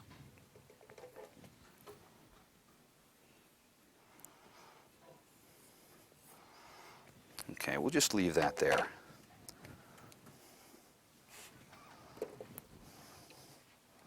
Tell you what, I'm going to let you help out, and I'll let you help out. Okay? We'll try to control the 2 of you working together, if that's okay. Okay? What I'm going to ask you to do is, as we go through the pack, I just want you to say stop at any point. Stop. Stop right there? Okay, that's fantastic. I need for you to do the same. As we go through like this, just say stop at any point. Stop. Stop right there? Had you stopped one card earlier, that would have been the 3 of spades. Basically, you know what, hold on to that for me a second, will you, Scotty? The first face-down card that we came to is the card that the 2 of you collectively have stopped on. We'll put it right there. Had you stopped one card sooner, it would have been the 3 of spades. Had you stopped one card sooner, we would have been one card deeper in the deck. One card more, you would have had the ace of spades. But the 2 of you collectively, working together, stopped at one point. That point was right here. It was the 6 of diamonds. I was trying to control you based on what you did so I could balance you against each other. 6 of diamonds? How about the 6 of diamonds? Whoa!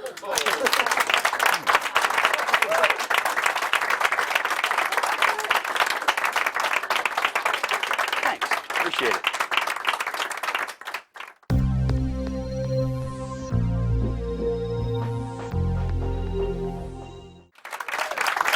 Thanks. Thank you.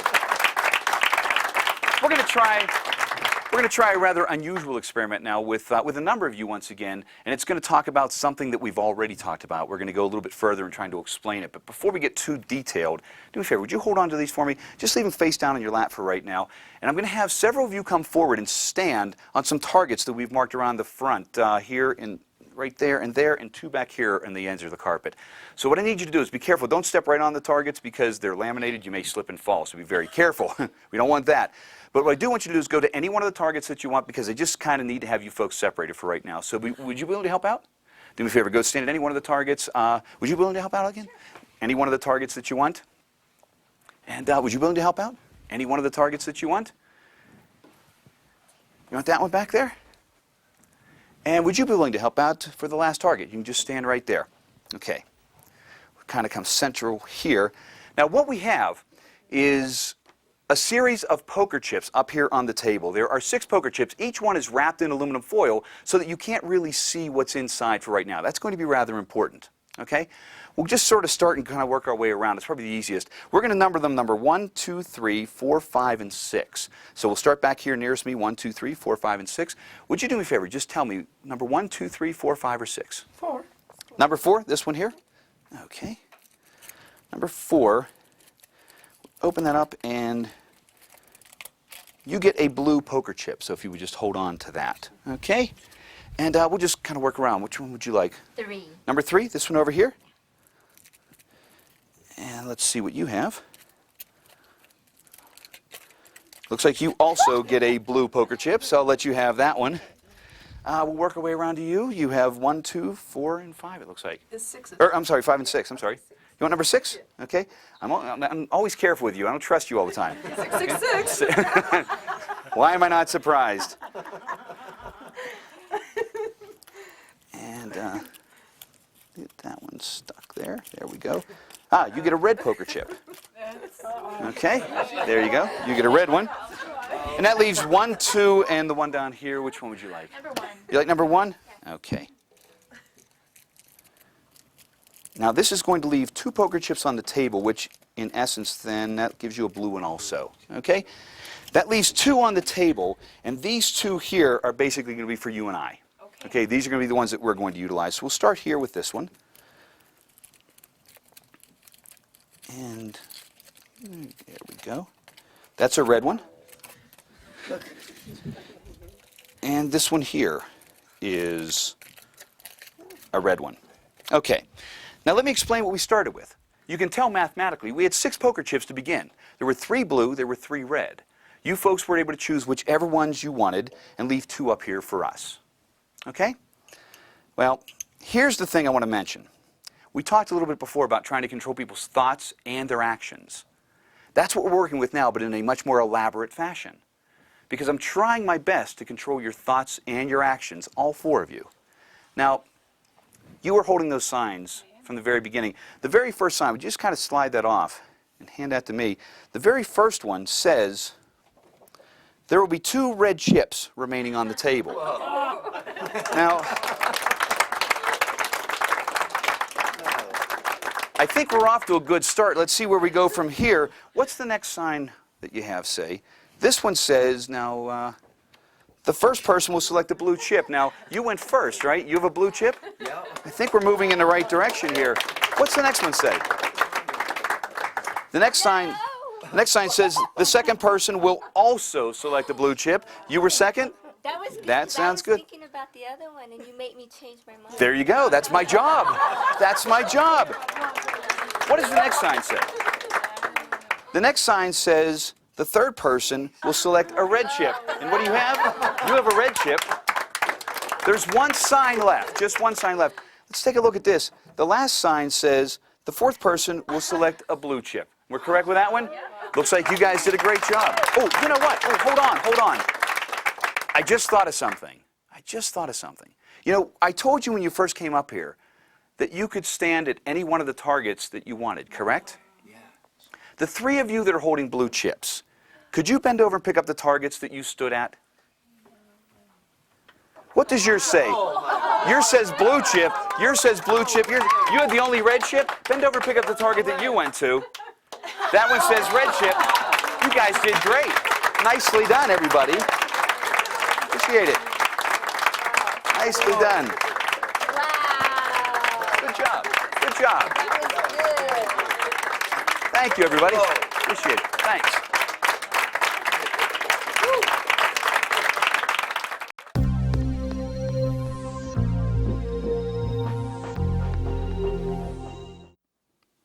The whole card is another multiple outcome routine, and it's also, to give you a little bit of a basis of where it came from, there's 2 specific places. Number 1, it came from one of my pieces called Riding the Wave, something that actually is on the Talk About Tricks DVDs that from Josh Day's column in Magic Magazine.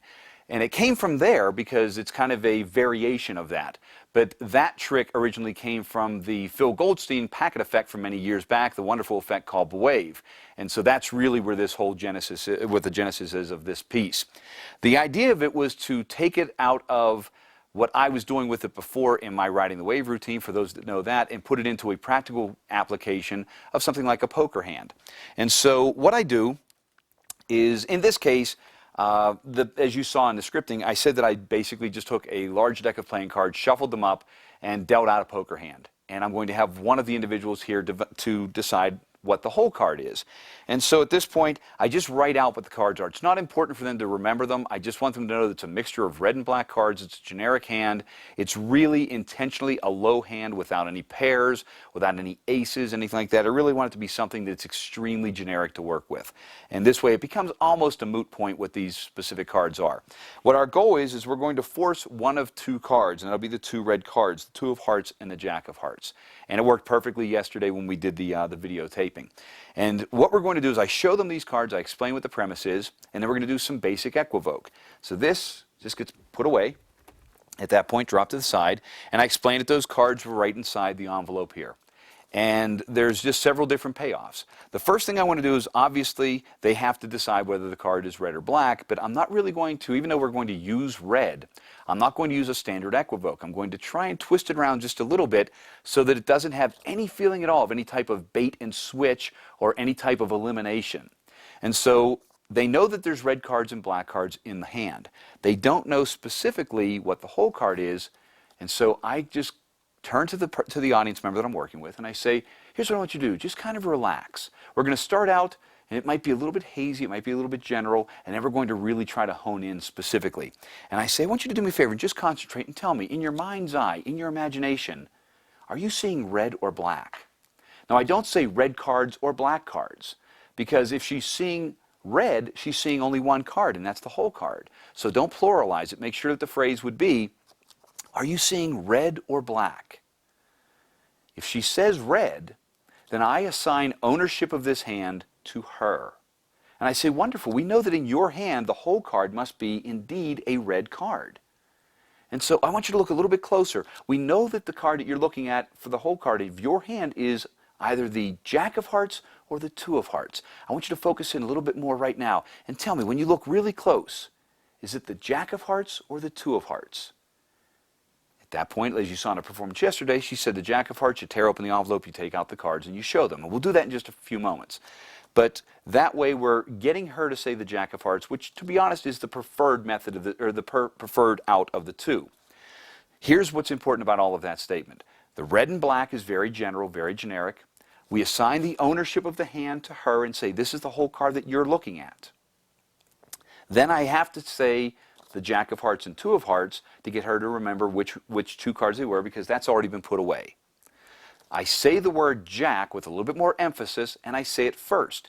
So that way, whenever I do ask the question, the most recently named card for her is the Two, and it's said in a more subtle fashion. So at that point I say, once again, are you seeing the Jack of Hearts or the Two of Hearts?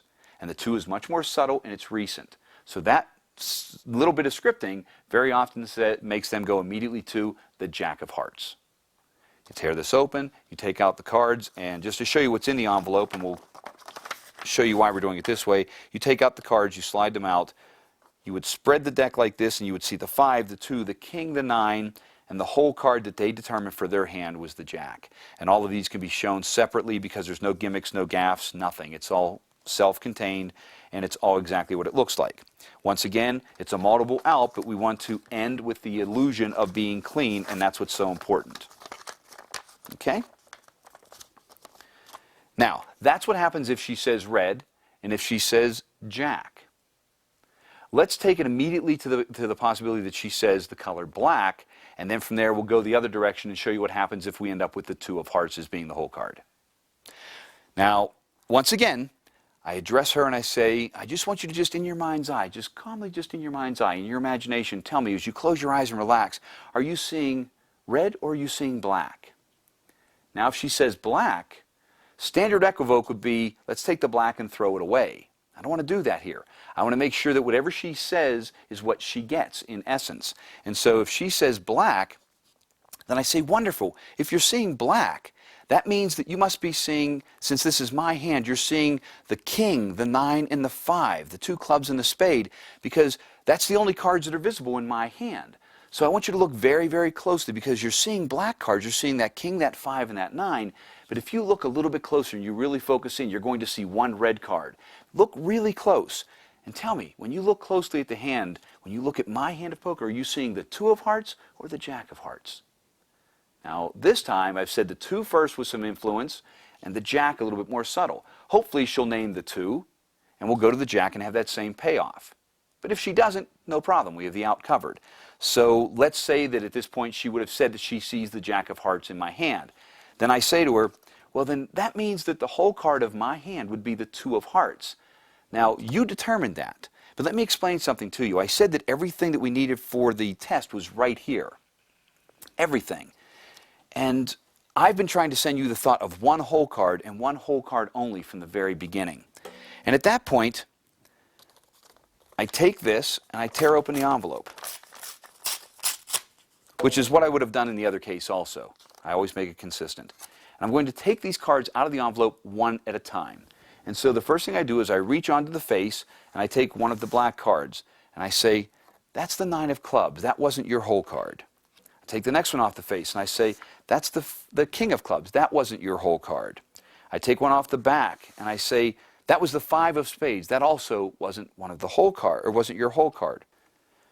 At this point, the next card I take out will be the 2 of hearts, which is the whole card that she decided to name at this point. So I take it out and I say, this is the 2 that was the whole card that you saw, or that's in my hand, and I place it off to the side. Now, what I've just done there was important.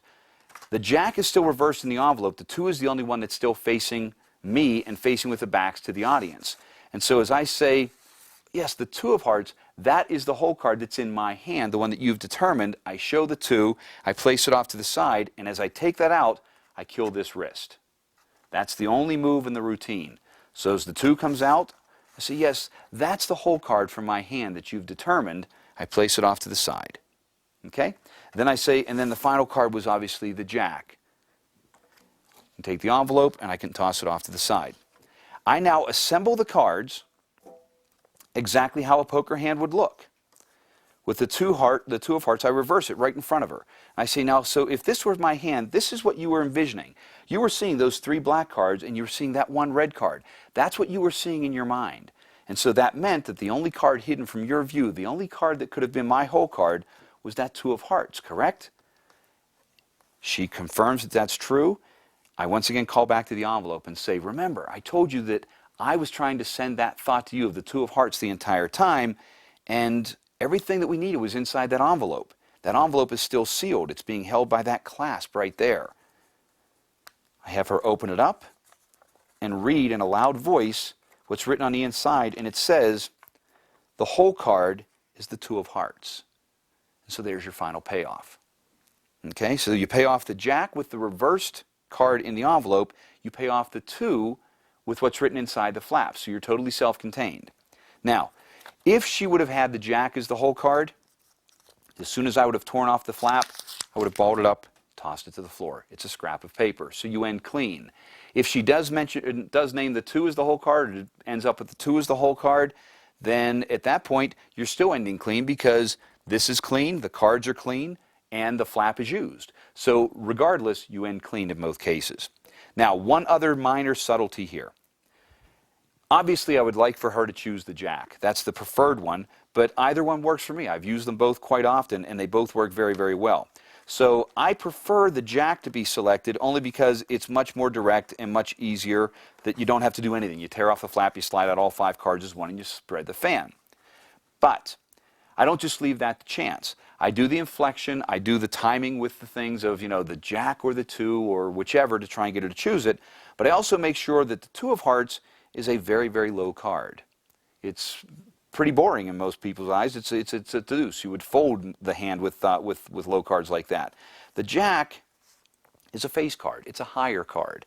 And so I do try to get her to choose that card, especially when she's the one that names this for her own hand. I also find out that many people name red before they name black whenever I ask them to choose a color for the cards. So automatically I up my odds just a little bit with a little bit of psychology that they name red, they go to the power card in their hand, which is going to be their whole card, and it seems to work out more often than it doesn't. So that's a poker version of riding the wave and bewave pieced together to form something called the whole card, and I hope you like it.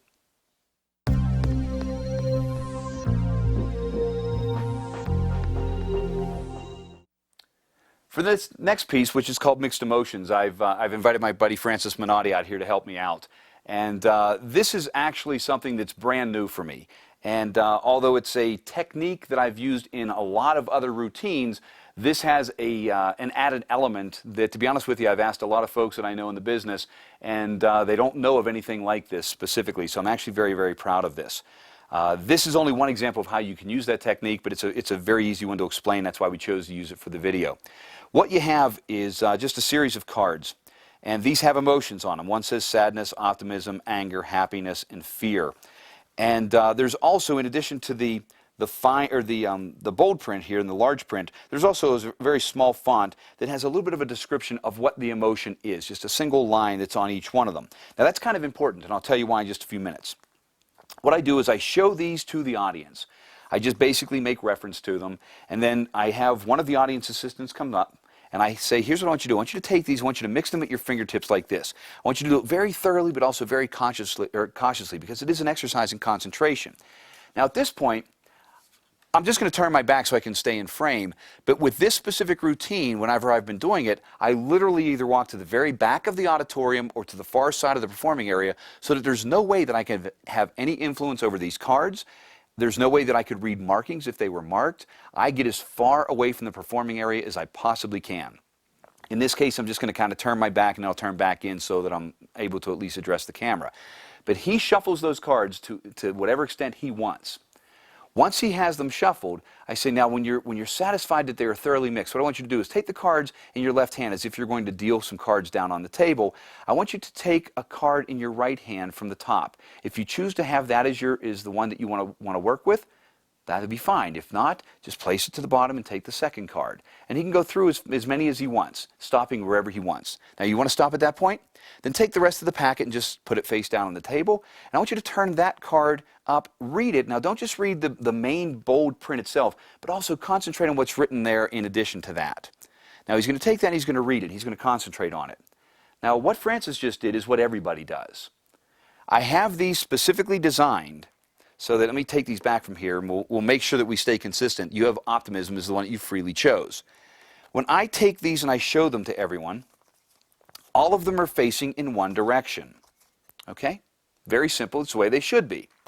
I also make sure that whenever I had these printed, you may or may not be able to notice this right off the bat, but these are marked on the back for my sake only for a couple of very, very important things here.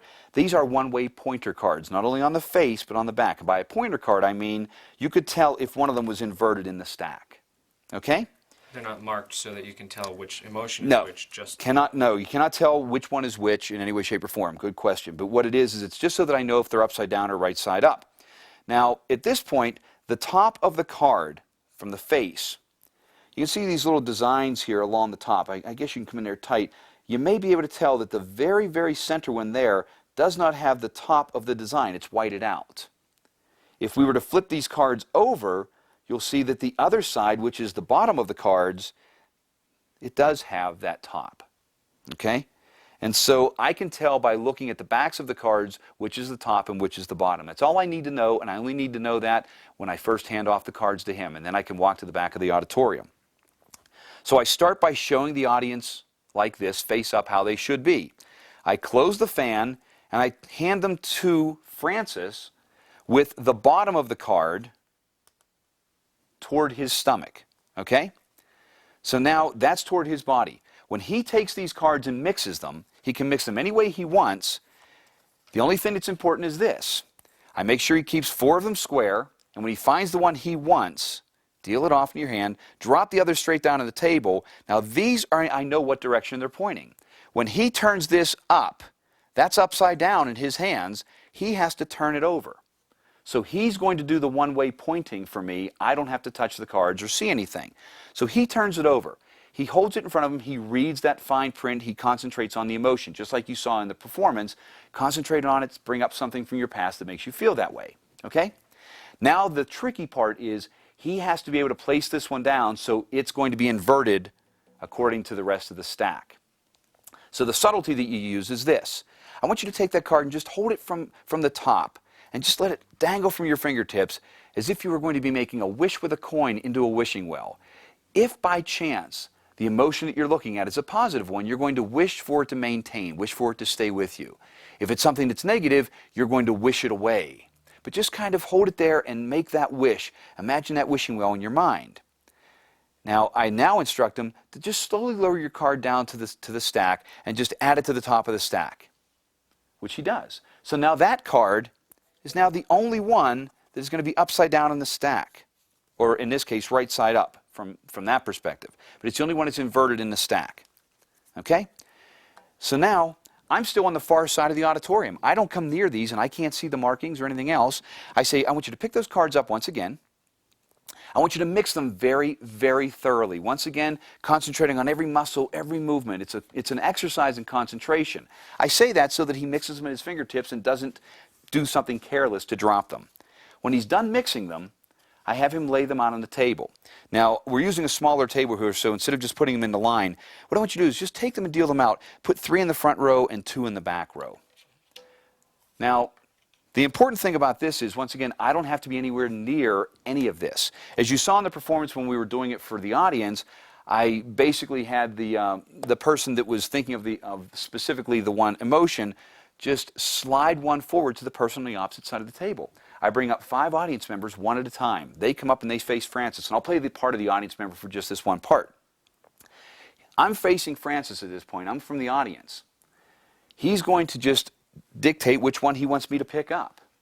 If he points to this one here, if the person picks it up like this and they can read it right side up, they won't have to flip the card. And so they return to their seats like this because that's exactly what they saw. They can read it, they put it against their body, they walk back to their seats. This wasn't the one that he just chose. I know that because the card was right side up for me. Point to another one. This one here, once again, pick it up. It's already right side up for the second audience member. This wasn't the one that he chose. Point to another one. Pick this one up. Now look what happens. This one's upside down. So this is all I have to look for is the audience member takes it, they pick it up, and they go, I now know they picked the exact same card that he picked. There's absolutely no way for anybody to trace back to it because it's just a natural action. They see it, they just invert it, and from 35, 45, 50 feet away, I see that they turned the card over, and I now know that they have the selection that he made. And so at this point, that person returns to their seat, the next 2 people return to theirs, and I have him concentrate on his emotion, have them concentrate on their 5. I eliminate 4 of those people, leaving just 1 to stand from all of the others. That person turns this around as he reveals he was thinking of optimism, and we have a perfect match, and it's completely hands-free. I think it's important to mention that no one ever notices that they have turned it over. Yeah. They pick it up, and it's so instinctive, just, oh, I need to read it. No one even notices that they did. Not at all. It's something that just, it flies by everybody so nicely. In fact, to give you an idea, when I first tested this out, the thing with getting them to put it down on the table was the toughest part. Trying to find verbals to have that happen is really the only important part of the entire routine. The rest of it is all completely self-working.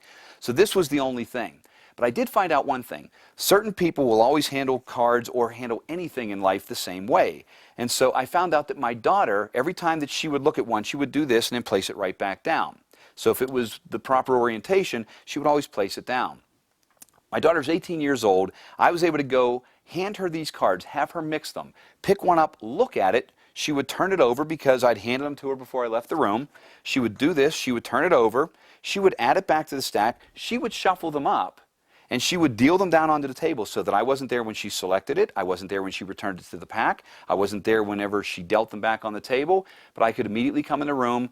And in this case, since I was doing it one-on-one and no one else was picking up the cards, I would just move her hand around the table and lower it down on one.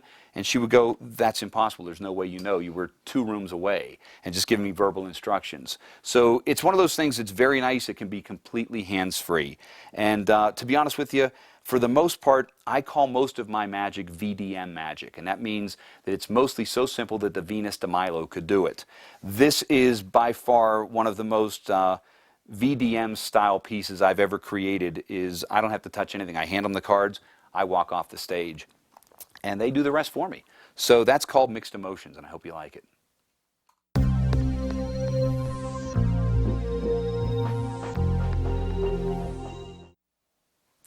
Body language is a chair routine that I came up with a number of years ago, and I've modified it in different ways, and I've also had some help from a couple of friends with some suggestions. But it was the very first chair routine that I ever designed that you could carry in your shirt pocket. Everything you need is right here, obviously with the exception of the audience members and the 8 chairs. But everything you need is right here. So it's something you can carry around. You can do it for a stage show, a platform show. You can also do this in someone's home at a party. So it's just one of those things you can be prepared anytime, any place. There are no special gaffes, no gimmicks, nothing. Everything is exactly what it looks like. Inside here we have 5 envelopes. And let me get rid of this. The 5 envelopes that we have are exactly what they're supposed to be. They're 5 envelopes. Each one has a very simple message in it. I take the envelopes and I hand them out to 5 different audience members and I let them examine these. I want them to make sure that you can't read through them. I want to make sure that they're not marked in any way, shape, or form. And so they are extremely fair because they have nothing important about them. They're not gimmicked in any way. The only thing that's important is, we talked about before, having envelopes with flaps on them that are different sizes. And if you notice here, I have large flaps pointed down for the first 3 envelopes, and the first 2 envelopes, the large flaps pointing in an upward direction. Okay? So that's really all we have, is we have 2 are pointed in that direction, 3 are pointed with the tops of the envelopes towards the bottom. These 2 have messages that say the word stand. These 3 say sit. That's how they're placed in the envelope. So I know as soon as I come out, this is stand, stand, sit, sit, and sit. 3 sit, 2 stand. Easiest way for me to remember it, you stand on 2 legs, I have 2 that say stand. Okay? And there is one other little subtlety in here that I'll mention to you, that if you need to check these after they're sealed, there is a way to do that. Okay? So I come out with these envelopes and I hand them out to the 5 audience members. I hand one to a person over here to my far left, one a little bit further up in the audience. Then I start spreading out the other 3, maybe a little bit more distant from these 2 with the first one, and maybe a couple over here. The only thing I have to do is they examine them, they can compare them, whatever, but I keep an eye on them to make sure that these 2 here don't get switched. And then from there, I just gather all of the envelopes up again, and when I gather them up, I simply gather them up in the exact same orientation so that we have 2 pointing in one direction that say the word stand, and 3 pointing in the other direction that say sit. Once again, using a pointer system, I have these mixed and shuffled. Once these are shuffled, I take them back. I can either fan them like I did yesterday in the performance, or I can lay them out on the table and just make note of which is which. In this case, from that random shuffle, we ended up with the top one and bottom one of the stack being the ones that are pointed in the upward direction, so those are the 2 that are for stand. Okay? So if we were to lay them out on the table, this is stand, this is sit, this is sit, this is sit, and this is stand. We have 5 envelopes that we're going to use, but we're only going to have 4 audience members select the envelopes. Just simple reasoning for that is, if we had all 5 of them selected, the audience is going to be told that 3 of them say sit and 2 of them say stand, and so by default we would know that 3 people would have to be seated at the end and 2 would have to be standing. I don't want it to seem so obvious that, well, of course you knew it had to be 3 and 2, the last one's just process of elimination. Instead, I just point out, by having only 4 envelopes selected, we could have either 3 people standing and 1 sitting, or we could have 2 and 2. I don't even know what the outcome would be up here, so I really have to think or work with each person's thoughts individually. So we now have 2 rows of chairs like we had at the shoot. We have 4 people up here and 4 people directly behind them in the second row. The first 4 are the ones that are going to select the envelopes. And so what we'll do is we'll simulate what that entire thing would look like just by saying this is the front row of chairs. Okay? We know from the selection standpoint this one and this one actually say stand, these 3 say sit. So let's say that the first person comes up and takes this envelope, sits in the first chair. We know that's sit. This person comes up, takes the next one. We know that's sit. Next person comes up, takes this one. We know that is stand. And let's say the last one comes up and takes this one. We know that's also a sit.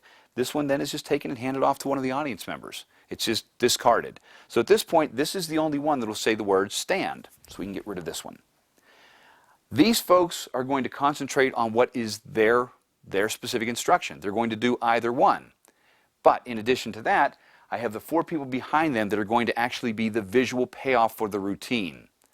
And so what I normally do is, if I have a little bit more space, I walk behind that row, that second row of chairs, and I tell them, if I tap you on the shoulder, that means I want you to stand. If I don't tap you on the shoulder, I just want you to remain in your seat. So in this case, I would go past the first person, I would go past the second person, I would tap the third person on the shoulder, and then go past the 4th person. So now we have, in essence, our visual prediction or payoff standing behind that row of chairs. These people now all open theirs, and the first one, when they open it up, should say sit, and it does. The next one should also say sit, and it does. The next one should say stand, and come out there. As you can see, it does. And finally, the person in the fourth position should also say sit, and it does. Okay? That's all there is to the entire routine. You can put whatever type of presentation that you would like with it, but it's very, very simple to do, and it's very, very easy to carry with you. You can do it for a full stage show, or like I said, impromptu in someone's home, or technically what seems to be impromptu. If they have envelopes and pieces of paper, you can do it literally at their place and set it up. Now, two things. First off, if you package these up and you place them inside a larger envelope, the one that I use is this. Very easily, these 5 envelopes fit in here, and there's no way for them to spin around in here, so I know the orientation. It will always stay the same. It's very, very simple to carry them in your shirt pocket this way. You take out all 5 envelopes, and you're very safe. If you don't want to do that, you can technically put a rubber band around them, but I don't want to do that because sometimes that puts little marks or creases in them, and people may think that the envelopes are marked, so I try to avoid that. But I put them in here, but if they do get out of orientation, prior to the performance, not during the performance, but prior to the performance, if I want to check these, you may notice that the word stand does not have a line under it, but the word sit does. And so what I do is, when these are creased and placed in the envelope, if you take these and either hold them up to an extremely bright light, like the spotlights we have here, or with just a bright flashlight and hold them through the envelope, you can see whether there's a line on there or not, and you can take the envelopes and reorient them so that they're proper in your storage place. Put them back how they need to be, and you're done. One final thing I want to mention. I played around with this piece for a long, long time, just trying to come up with different ideas with it. And the one thing that I wasn't happy with was how I was paying it off before, because it was a matter of just talking to the individuals and telling them what to do or things like that. The idea for the second row of spectators being the visual payoff is from a good friend of mine, Doc Hilford. And Doc and I were talking about this piece. He saw me playing around with it, and we talked about it, and one day he said, well, why don't you just add 4 more people and make them the visual payoff? And that's what took it from an interesting idea to a real performance piece. So my thanks to Doc for coming up with a really good idea. And that's body language.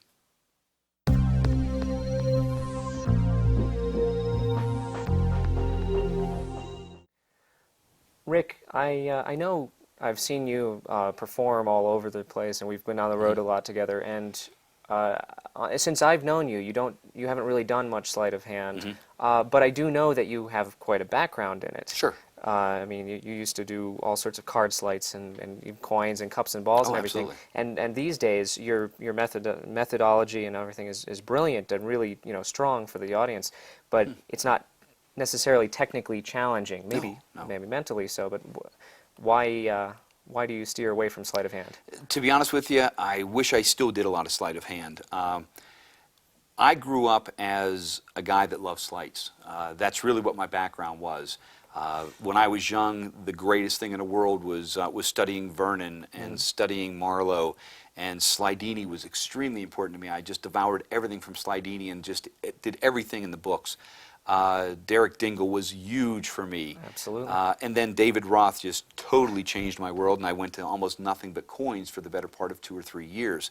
And that's all I did was sleight of hand and close-up stuff, and I really loved it. And even though I mixed in some ideas of mentalism and some other ideas like that, my passion was sleight of hand. My hands became, in essence, my greatest tools. They really were. And then, unfortunately, as some things came about in the last 10 to 15 years, for the most part, I ended up with some rather severe medical situations that I had to deal with. And to be honest with you, I lost my hands. I really did. I lost the ability to use my hands.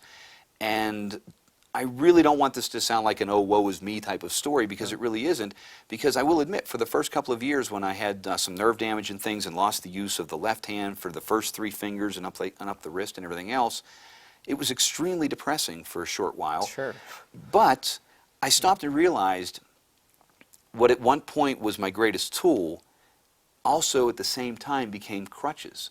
Because as soon as I lost them, I lost the ability to do everything. And so I realized that I relied on them solely, and everything else was just coming along for the ride. And so, unfortunately, life got in the way of art. And I realized very quickly that what was my greatest tool was also my greatest crutch, because if I lost that tool, I was completely helpless. And so, in essence, everything changed for me a number of years back, a little more than a decade ago, and I suddenly had to change direction.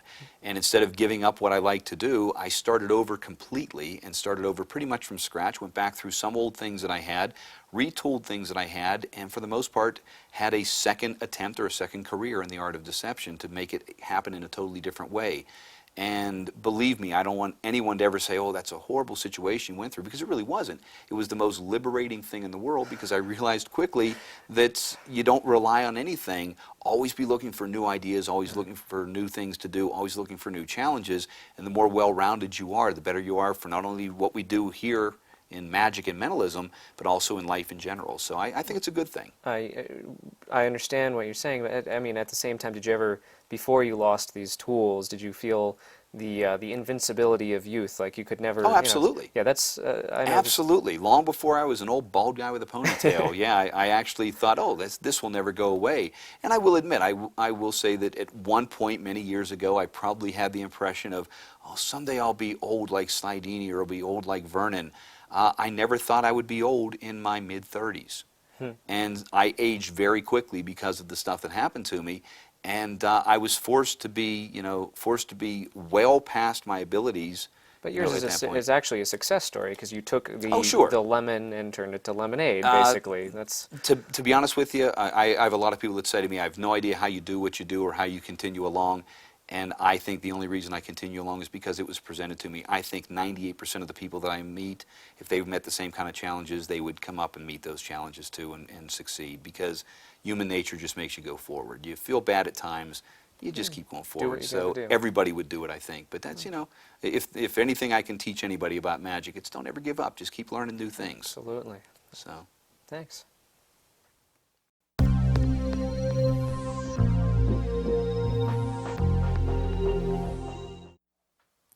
Focused thoughts is actually something that I came up with, and it's just one little tiny piece that I want to show you that I kind of built into a very brief routine. But focused thoughts is nothing more than just one little subtlety I want to show you with a simple card force. And there's a reason that I have it here. I actually created this back in about 1973 or so, probably somewhere around there. And so it's very, very old, but that's when I really started creating a lot of the things that I was doing. And the idea was this. I mean, there's several reasons why I've included it here, but the idea of the entire thing is very simplistic. It's a standard Hindu force, and so you're going to work with whatever happens to be the bottom card of the deck. In this case, it was done with a borrowed deck, and in this case, we'll say it was the 10 of diamonds will be the force card. And the standard force is just doing a Hindu shuffle, have them say stop, square it up, and show the card. That's all it is. And so it's something that every magician on the planet already knows for the most part. But there was one little subtlety that I wanted to throw in there, and like I said, I did this back in the early 70s, and here's what that subtlety is. You can take the deck, and I take out one card that I want them to focus upon, and I use the storyline about trying to tune in a radio station. You need something familiar to focus in on, something to be able to find that radio station, then you can listen to that station the rest of the day. The same way with thought reading. You need to find something that is familiar to you. Once you find that familiar item, you'll be able to tune in on their thoughts and read their mind the rest of the day. So I go through and I take out any card. Usually, for the most part, I usually take out the ace of spades. It doesn't really matter, but this is what I use in most cases. I don't show them what that is right off the bat, but I have the cards shuffled at that point. So they can shuffle the cards all they want. They can mix them any way that they want. Doesn't matter. The only thing I need to do is glimpse that bottom card and then proceed with the routine. And so what we do is this. I'm holding the deck in dealer's grip. It's in dealer's position. And from there, I pick up the card that I want them to focus on. This won't be their selection, but now I'm about to glimpse what the card is on the bottom. And so I pick this card up and I say, I need you to focus on this card right now. And now I know that the Eight of Hearts is the focus card, or is the force card, because that's what I'm seeing is that action right there. Okay? It's just a very simple, subtle little thing that I've used for a long time of being able to glimpse a bottom card, and I wanted to give you a very simple way to describe it and to use it, and then you can build it from there, kind of a seed that you can plant and make your own creations. But that's all you're doing is just focus on that card right there, and when you gesture here and you draw your eyes down to it, with your vision you can see that Eight of Hearts. And then from there, just make sure you don't flash that 8 to anyone else. This card goes out of play, you concentrate on it a little bit, and you bring yourself to the point of they say stop. I always say we'll leave it right in the center of the pack where it came from so that even if the cards were marked, there's no way for them to see anything about it. Leave it right there and concentrate. From there, it's just very simple explanation or very simple process of having them send you the thought of the color, send you the thought of the suit, the value, and then do the revelation, and you're done. That's all it is. It's just a very simple thing that I wanted to teach you, just a simple subtlety on something that everyone already knows. And so that's focused thoughts.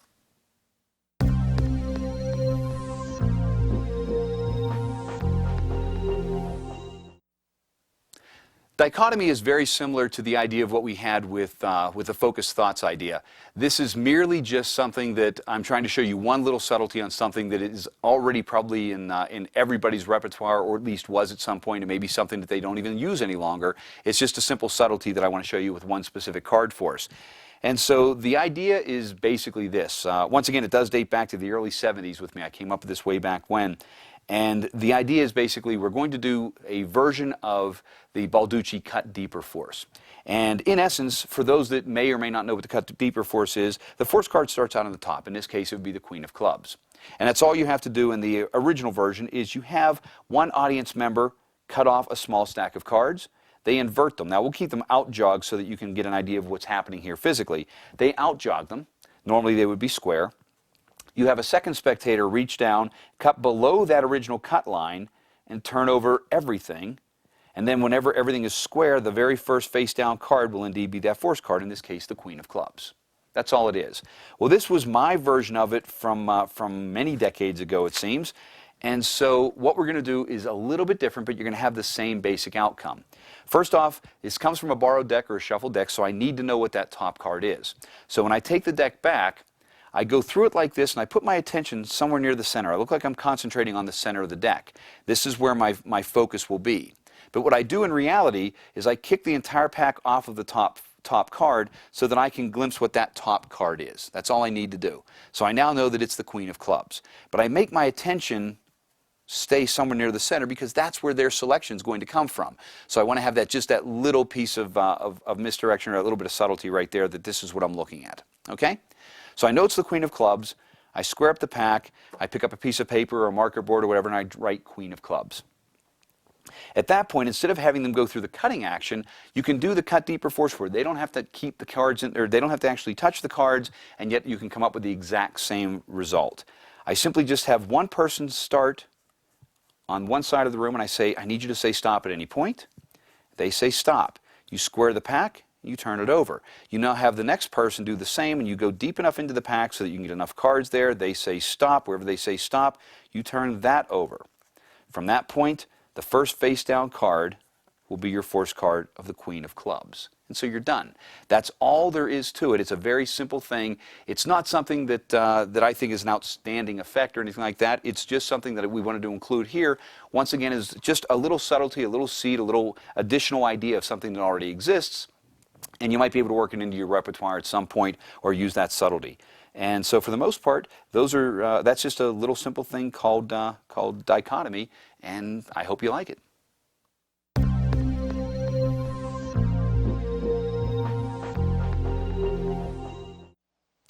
This is called fate.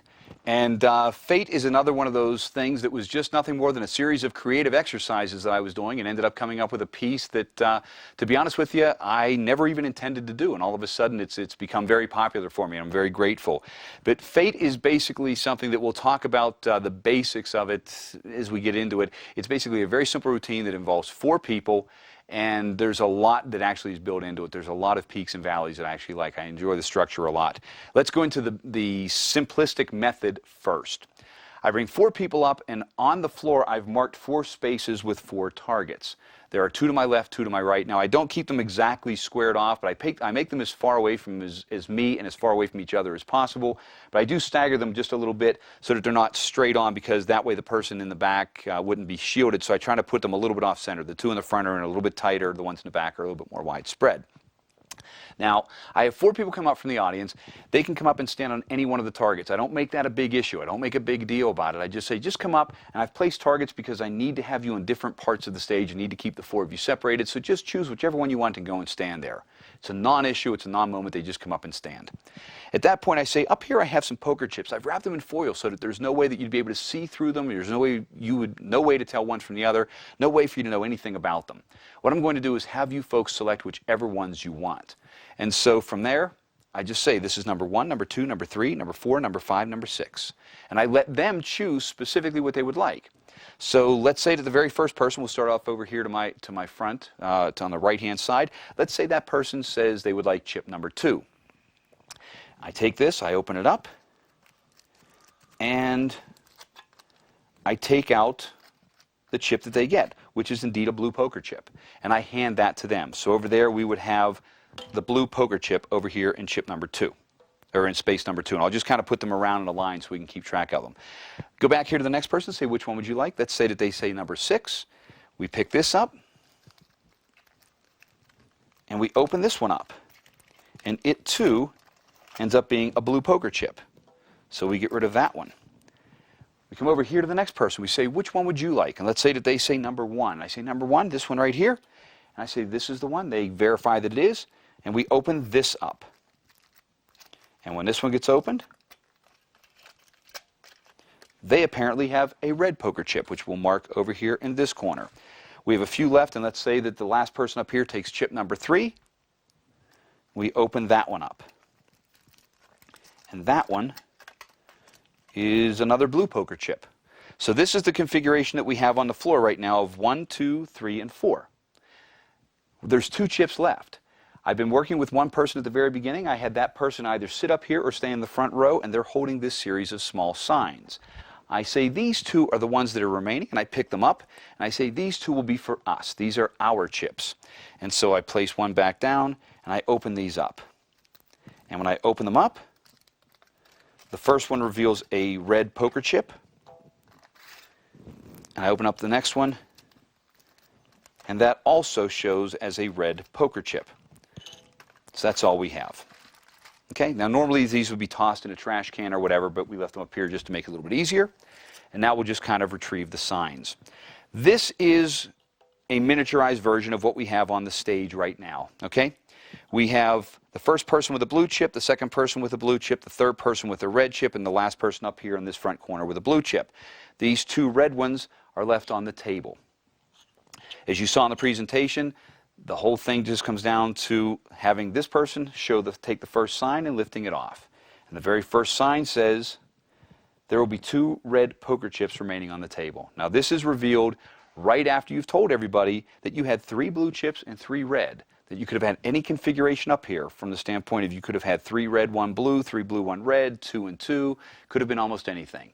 So this first one really isn't supposed to be a strong payoff. It's supposed to be more along the lines of this is setting the tone and making people go, oh, that's kind of interesting. The second sign comes up and says, the first person will select a blue chip. Now, as soon as they see this sign, the audience is wise to what's happening. They start to go, you're kidding. And they start to enjoy the payoff because the first person does have a blue chip. The next one says, the second person will also select a blue chip. To me, the word also is extremely important in that sentence because it shows continuation. It's not just a random thought. It shows that this one was going to be blue and it continues along that this one is also blue. So that little subtlety is important to me at that point. By this point, the audience is really thinking, how the heck could this have happened? This one here seals the deal. They pick this one up and it says the third person will select a red chip. The main reason that this has any interest is it's the first one that's of a different color, and at this point the routine's over. In all actuality, the routine is over. In their minds, now it's just a matter of finishing up, paying it off, completing it, but it's been foreshadowed, they know the routine is over. So the build now is the 2 red chips, the first blue chip, the second blue chip, the red chip, and now we start to really go down. And it really has this roller coaster feel because this one's now anticlimactic. And so you pick this up and you show the fourth person will select a blue chip. And at this point, you're going to get your applause because they know you've completed the routine and it's successful. And this gets placed down. When the applause starts, I always cut it off. I go, whoa, whoa, whoa, hold on one second. I just thought of something. Do you remember when I told you that you could come up here and stand in any place that you wanted at any one of the targets? You folks came up, you made that decision. The three of you that are holding blue chips, I want you to bend over and pick up those targets right now. And they do. The first person and the second person over here have blue chips. They pick them up. And this one says blue chip, and this one says blue chip.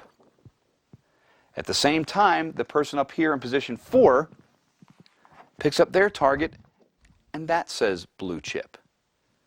Once these are shown, now the audience goes, oh my goodness, and they start to really applaud. You really have to be careful here because a lot of times you'll get lost in the applause because before they get too far into it, you have to quickly say, and you had the only red chip. Pick up your target, and they pick up theirs and show that that one says red chip. And so now you've paid off all of them with that motion of the 2 red chips on the table with the first sign, the first blue chip, the second blue chip, the red chip, the blue chip, boom, the targets shoot up at the end, and you have a really, really nice applause moment at the very end. Okay? So that's the structure of the routine. To me, that's the interesting part. The method itself is very, very simple, very generic, and we'll work with it right here. This packet right here had a blue chip in it. All right, take it back. No, it was the last one open. I'm sorry, it would have had a red chip in it. So we'll rewrap that real quickly. And we know it's a red chip. But the interesting thing about it is I don't care whether they call red or blue. Although we just put a red chip in there, if they want blue, that's fine. I'll open this side and it'll be blue. There you go. That's all this is. This is 2 pieces of foil with 2 individual chips wrapped back to back and glued together with a little bit of spray adhesive. So we actually have a packet back here that has another chip in it. If you look very, very closely, you'll see a little dot on that chip. I don't know if you can pick that up on the camera. We'll kind of bring it forward just in case, see if you need that at all. If you can get a look there. Okay? And what we'll do is show you how this is made in essence. The nice thing about this, just to give you an idea, first off, by having a chip on this side and wrapping it up, you're getting 3 concave impressions of where that chip just was. On the back, you're getting 2 convex impressions plus the impression of the second chip that's already in there in that 3rd position. So it creates a nice little illusion. Now you don't want to take this and go, look, there's nothing else in there. But you can very easily take it and flash it and it'll look merely like a piece of foil as long as you have it pressed down relatively tight. Okay? The only thing I do to modify these is the red chips are always face down on the table. This way I can remember which is which. I just put the blue chip in this side. And so the side with the dot, that goes face down on all 6 packets.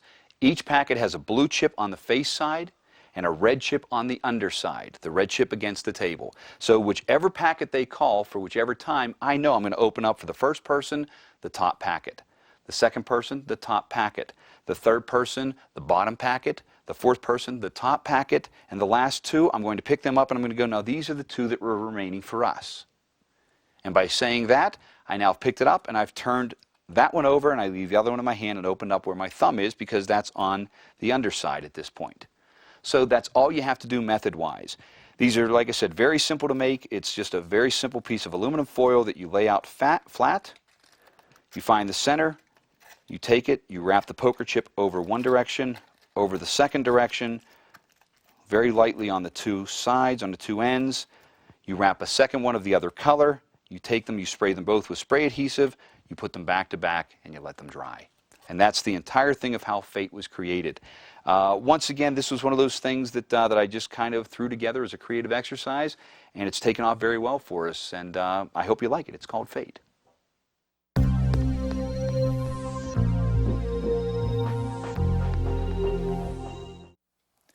Welcome back. What I'd like to do now is just take you through a couple of things that I call seeds. I always like to teach a couple of seeds at my lectures, and whenever I'm working with people and teaching folks, I like to give them a few seeds. And what that means is a couple of very simple things that they can use, that they can plant to grow their own routines. In essence, some utility ideas or utility moves. The ones that you're going to see specifically on this DVD are ones of things that you already know, except for just my little take on them or my variations. We'll start out with one that I call the handout force. This is based on a slip force idea, and for years I've seen slip forces, and this was a variation I came up with back in high school, back in the 70s. Very often when you see a slip force, you'll see the typical idea of just going down the pack and having the person say stop. The card that you're going to force is going to be on the top, in this case the 5 of diamonds, and wherever they happen to say stop, in essence, what they do is this, and they slip off that top card and force it. Now, there's a lot of ways to do that. There's other ways to try and make it look a little bit more, cover it a little bit more, like to do a rocking action of not this card, but this card, that type of thing. Well, that didn't fit what I was doing many years ago. I actually wanted to be able to use this in a stand-up performance off of platforms. And so using the same force card as the 5 of diamonds, I changed the grip on it completely and tried to change the handling. So this was my version of a slip force called the handout. I would start with the deck like this so that the audience was getting a dead face-on view of the bottom card.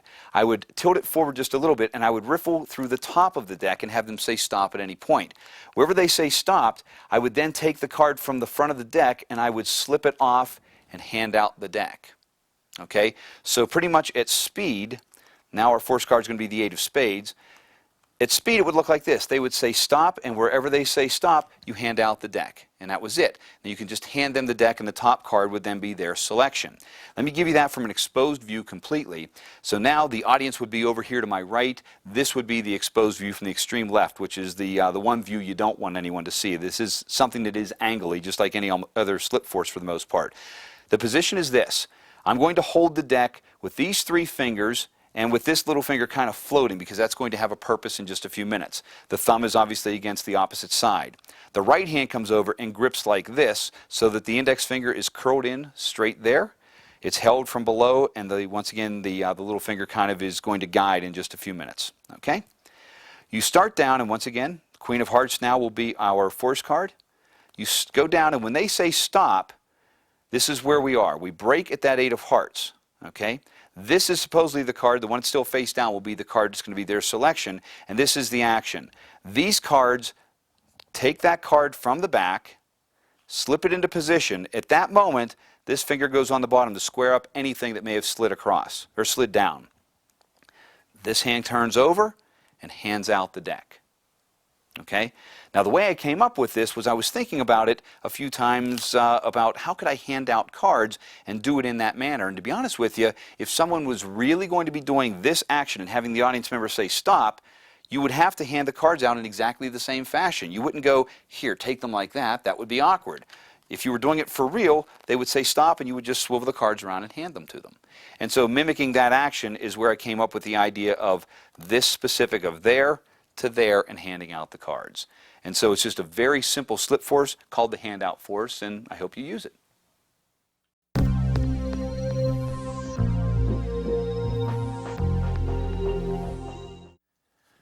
One of the things that I don't use any longer, and I used it years and years ago, is a classic pass. I really don't do an awful lot with cards anymore, but I wanted to show you something else that has kept or has really maintained a spot in my repertoire over the years.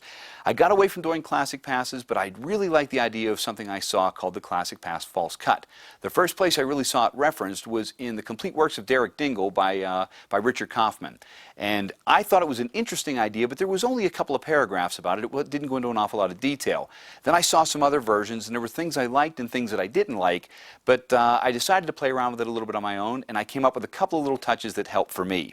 Now, some of this is based on the idea of something very similar to what's called the Winnipeg cut. The Winnipeg cut is, for example, once again, the Queen of Hearts is on top. The Winnipeg cut is basically this. It's a tabled cut. And it would be something along the lines of creating the illusion that that upper pack is going with the hand as you table it like that. And so that would be a standard Winnipeg cut. And for me, that works fine if you do have a table to work with. But creating that illusion that the right hand can only take the top packet because that's where it appears to be coming from, that index finger creates that illusion, that was a pretty good idea, I thought. And so I started to work that into the idea of the classic pass-false cut. Now, there were a couple of things about the classic pass-false cut that I didn't like when I saw it performed by certain people. First thing was it looked like the cards on occasion went 360 degrees. And there's a reason for that. The cards go 360 degrees. The other thing I didn't like was on occasion it looked like the cards were being cut from bottom to top depending on different handlings that I saw. So I wanted to try and take those two elements and kind of modify them for my own sake. And so to begin with, to get rid of the 360 degree action, I added a larger action to try and take away from it. So I start in the vertical position like this. This is where the move begins. I'll do it, I'll break it down, then I'll do it at speed for you. You start like this, the hand position like this with 3 fingers underneath, this finger buckled right in front, okay, and the knuckle against it. I bring this hand up, and with the index, or with the middle finger and the ring finger on this side, with the thumb on the back, I break the card somewhere near the center and form a V. Okay? At that point, and this is going to be very exaggerated, but then like I said, we'll do it at speed. The thumb on the left hand pushes the upper half down, grabs it with the index finger and with the index finger and the little finger. This hand brings these cards up. They both come over and level out. That's what I'm using to hopefully create the, or to take away the feeling that it's a 360 degree move. And then this hand dips down severely and places underneath, which gives you the impression that the cards are being cut from top to bottom. Okay? I leave them off center, and then I square them at the fingertips. Now that was very exaggerated. What it looks like at speed is basically this. Our top card is still the Queen of Hearts, and in essence it's just this. So it's an in the hands false cut based on the classic pass. And so in essence it's just this. Now the reason that I use this versus anything else is I want to be able to do something that I am extremely casual with. I may have a card thought of, they'll go through, they'll take that card, they'll concentrate on the image of the card, they'll place it back on the top, and I'll just simply say, well, we're going to take your card and place it somewhere near the center of the pack. Now at that point I can do a lot of things with it, but it's not an important moment. My biggest problem with something like the classic pass is it's become a real gunslinger move, and that's just not my style. The classic pass was originally designed to be more along the lines of done on an offbeat, not done under real hot pressure when people are really burning your hands. And so from that standpoint, I got away from it tremendously, but I found that this is one that I can do under pressure because it's a non-moment. It's just a very casual motion of just taking the cards and cutting them and leaving them at the fingertips. And so that's my solution. That's the card control that I use on a regular basis. And it's my version of the classic pass false cut.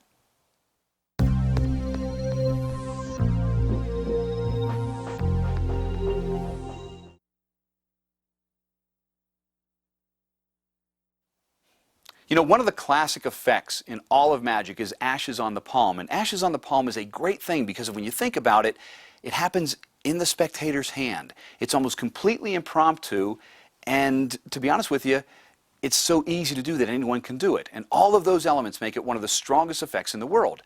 But I started to get away from it for several different reasons, and it kind of worked its way out of my repertoire for a number of years. But then I started to come back to it, and I wanted to do something that was a little bit of a variation, and so I started to do something called ashes from the palm. And ashes from the palm is the exact opposite of ashes on the palm. Let me explain what I do. The first thing that happens is I take out a piece of paper. I take a standard piece of 8.5 by 11 piece of paper.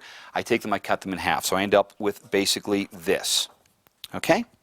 I then have a spectator take their left hand, and with a pen, they trace their left hand.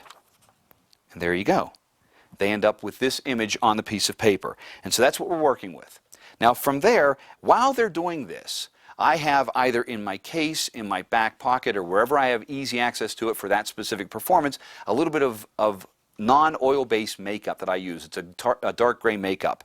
And right here on this part, right around the fingerprint, a little bit below where the first joint is, I darken that finger. I steal a little bit of that makeup and I put it right there while they're drawing this. And believe me, you have a good 45 seconds to a minute while they do this. You can steal that very easily and come back over and be in position. So at this point, the middle finger, the face of the middle finger, right with the fingertip basically, and at the first joint is going to be dirty. So you have to keep that hidden. So then I take the piece of paper back and I display it right like this.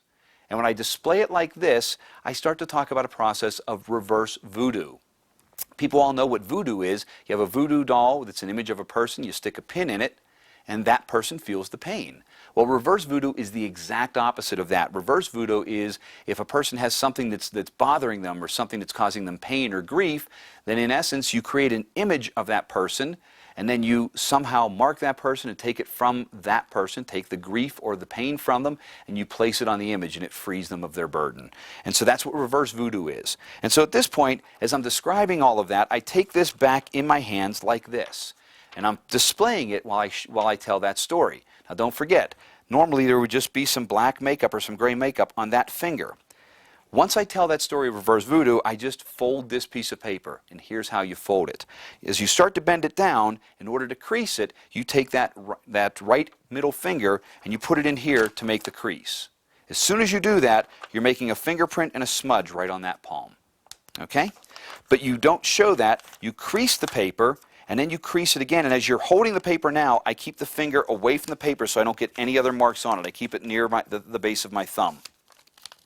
This gets folded up, and since this was the left hand that they drew, I now place this on their right hand. Then I usually have either some ashes on the table or something else that we're going to use for the actual demonstration. And now, I very openly, in front of everybody, I put my hand in those ashes and dirty up my finger even more. And I show it to everybody. When you stop and think about it now I no longer have to hide this, and so it's kind of a weird little concept. By dirtying my finger, I end clean, which is kind of cool. I ask for their left palm, which is the one that is exactly on the piece of paper. I continue telling them about reverse voodoo as I dirty their palm just a little bit. We go from there to complete the story. They open this up, and when they open it up, they find the same marking on here that they have on their hand. And it's a very wonderful thing. And it's not better than ashes on the palm in any way, shape, or form. It's just a variation that seemed to work well for me. And so if you like it, feel free to use it. It's called Ashes from the Palm.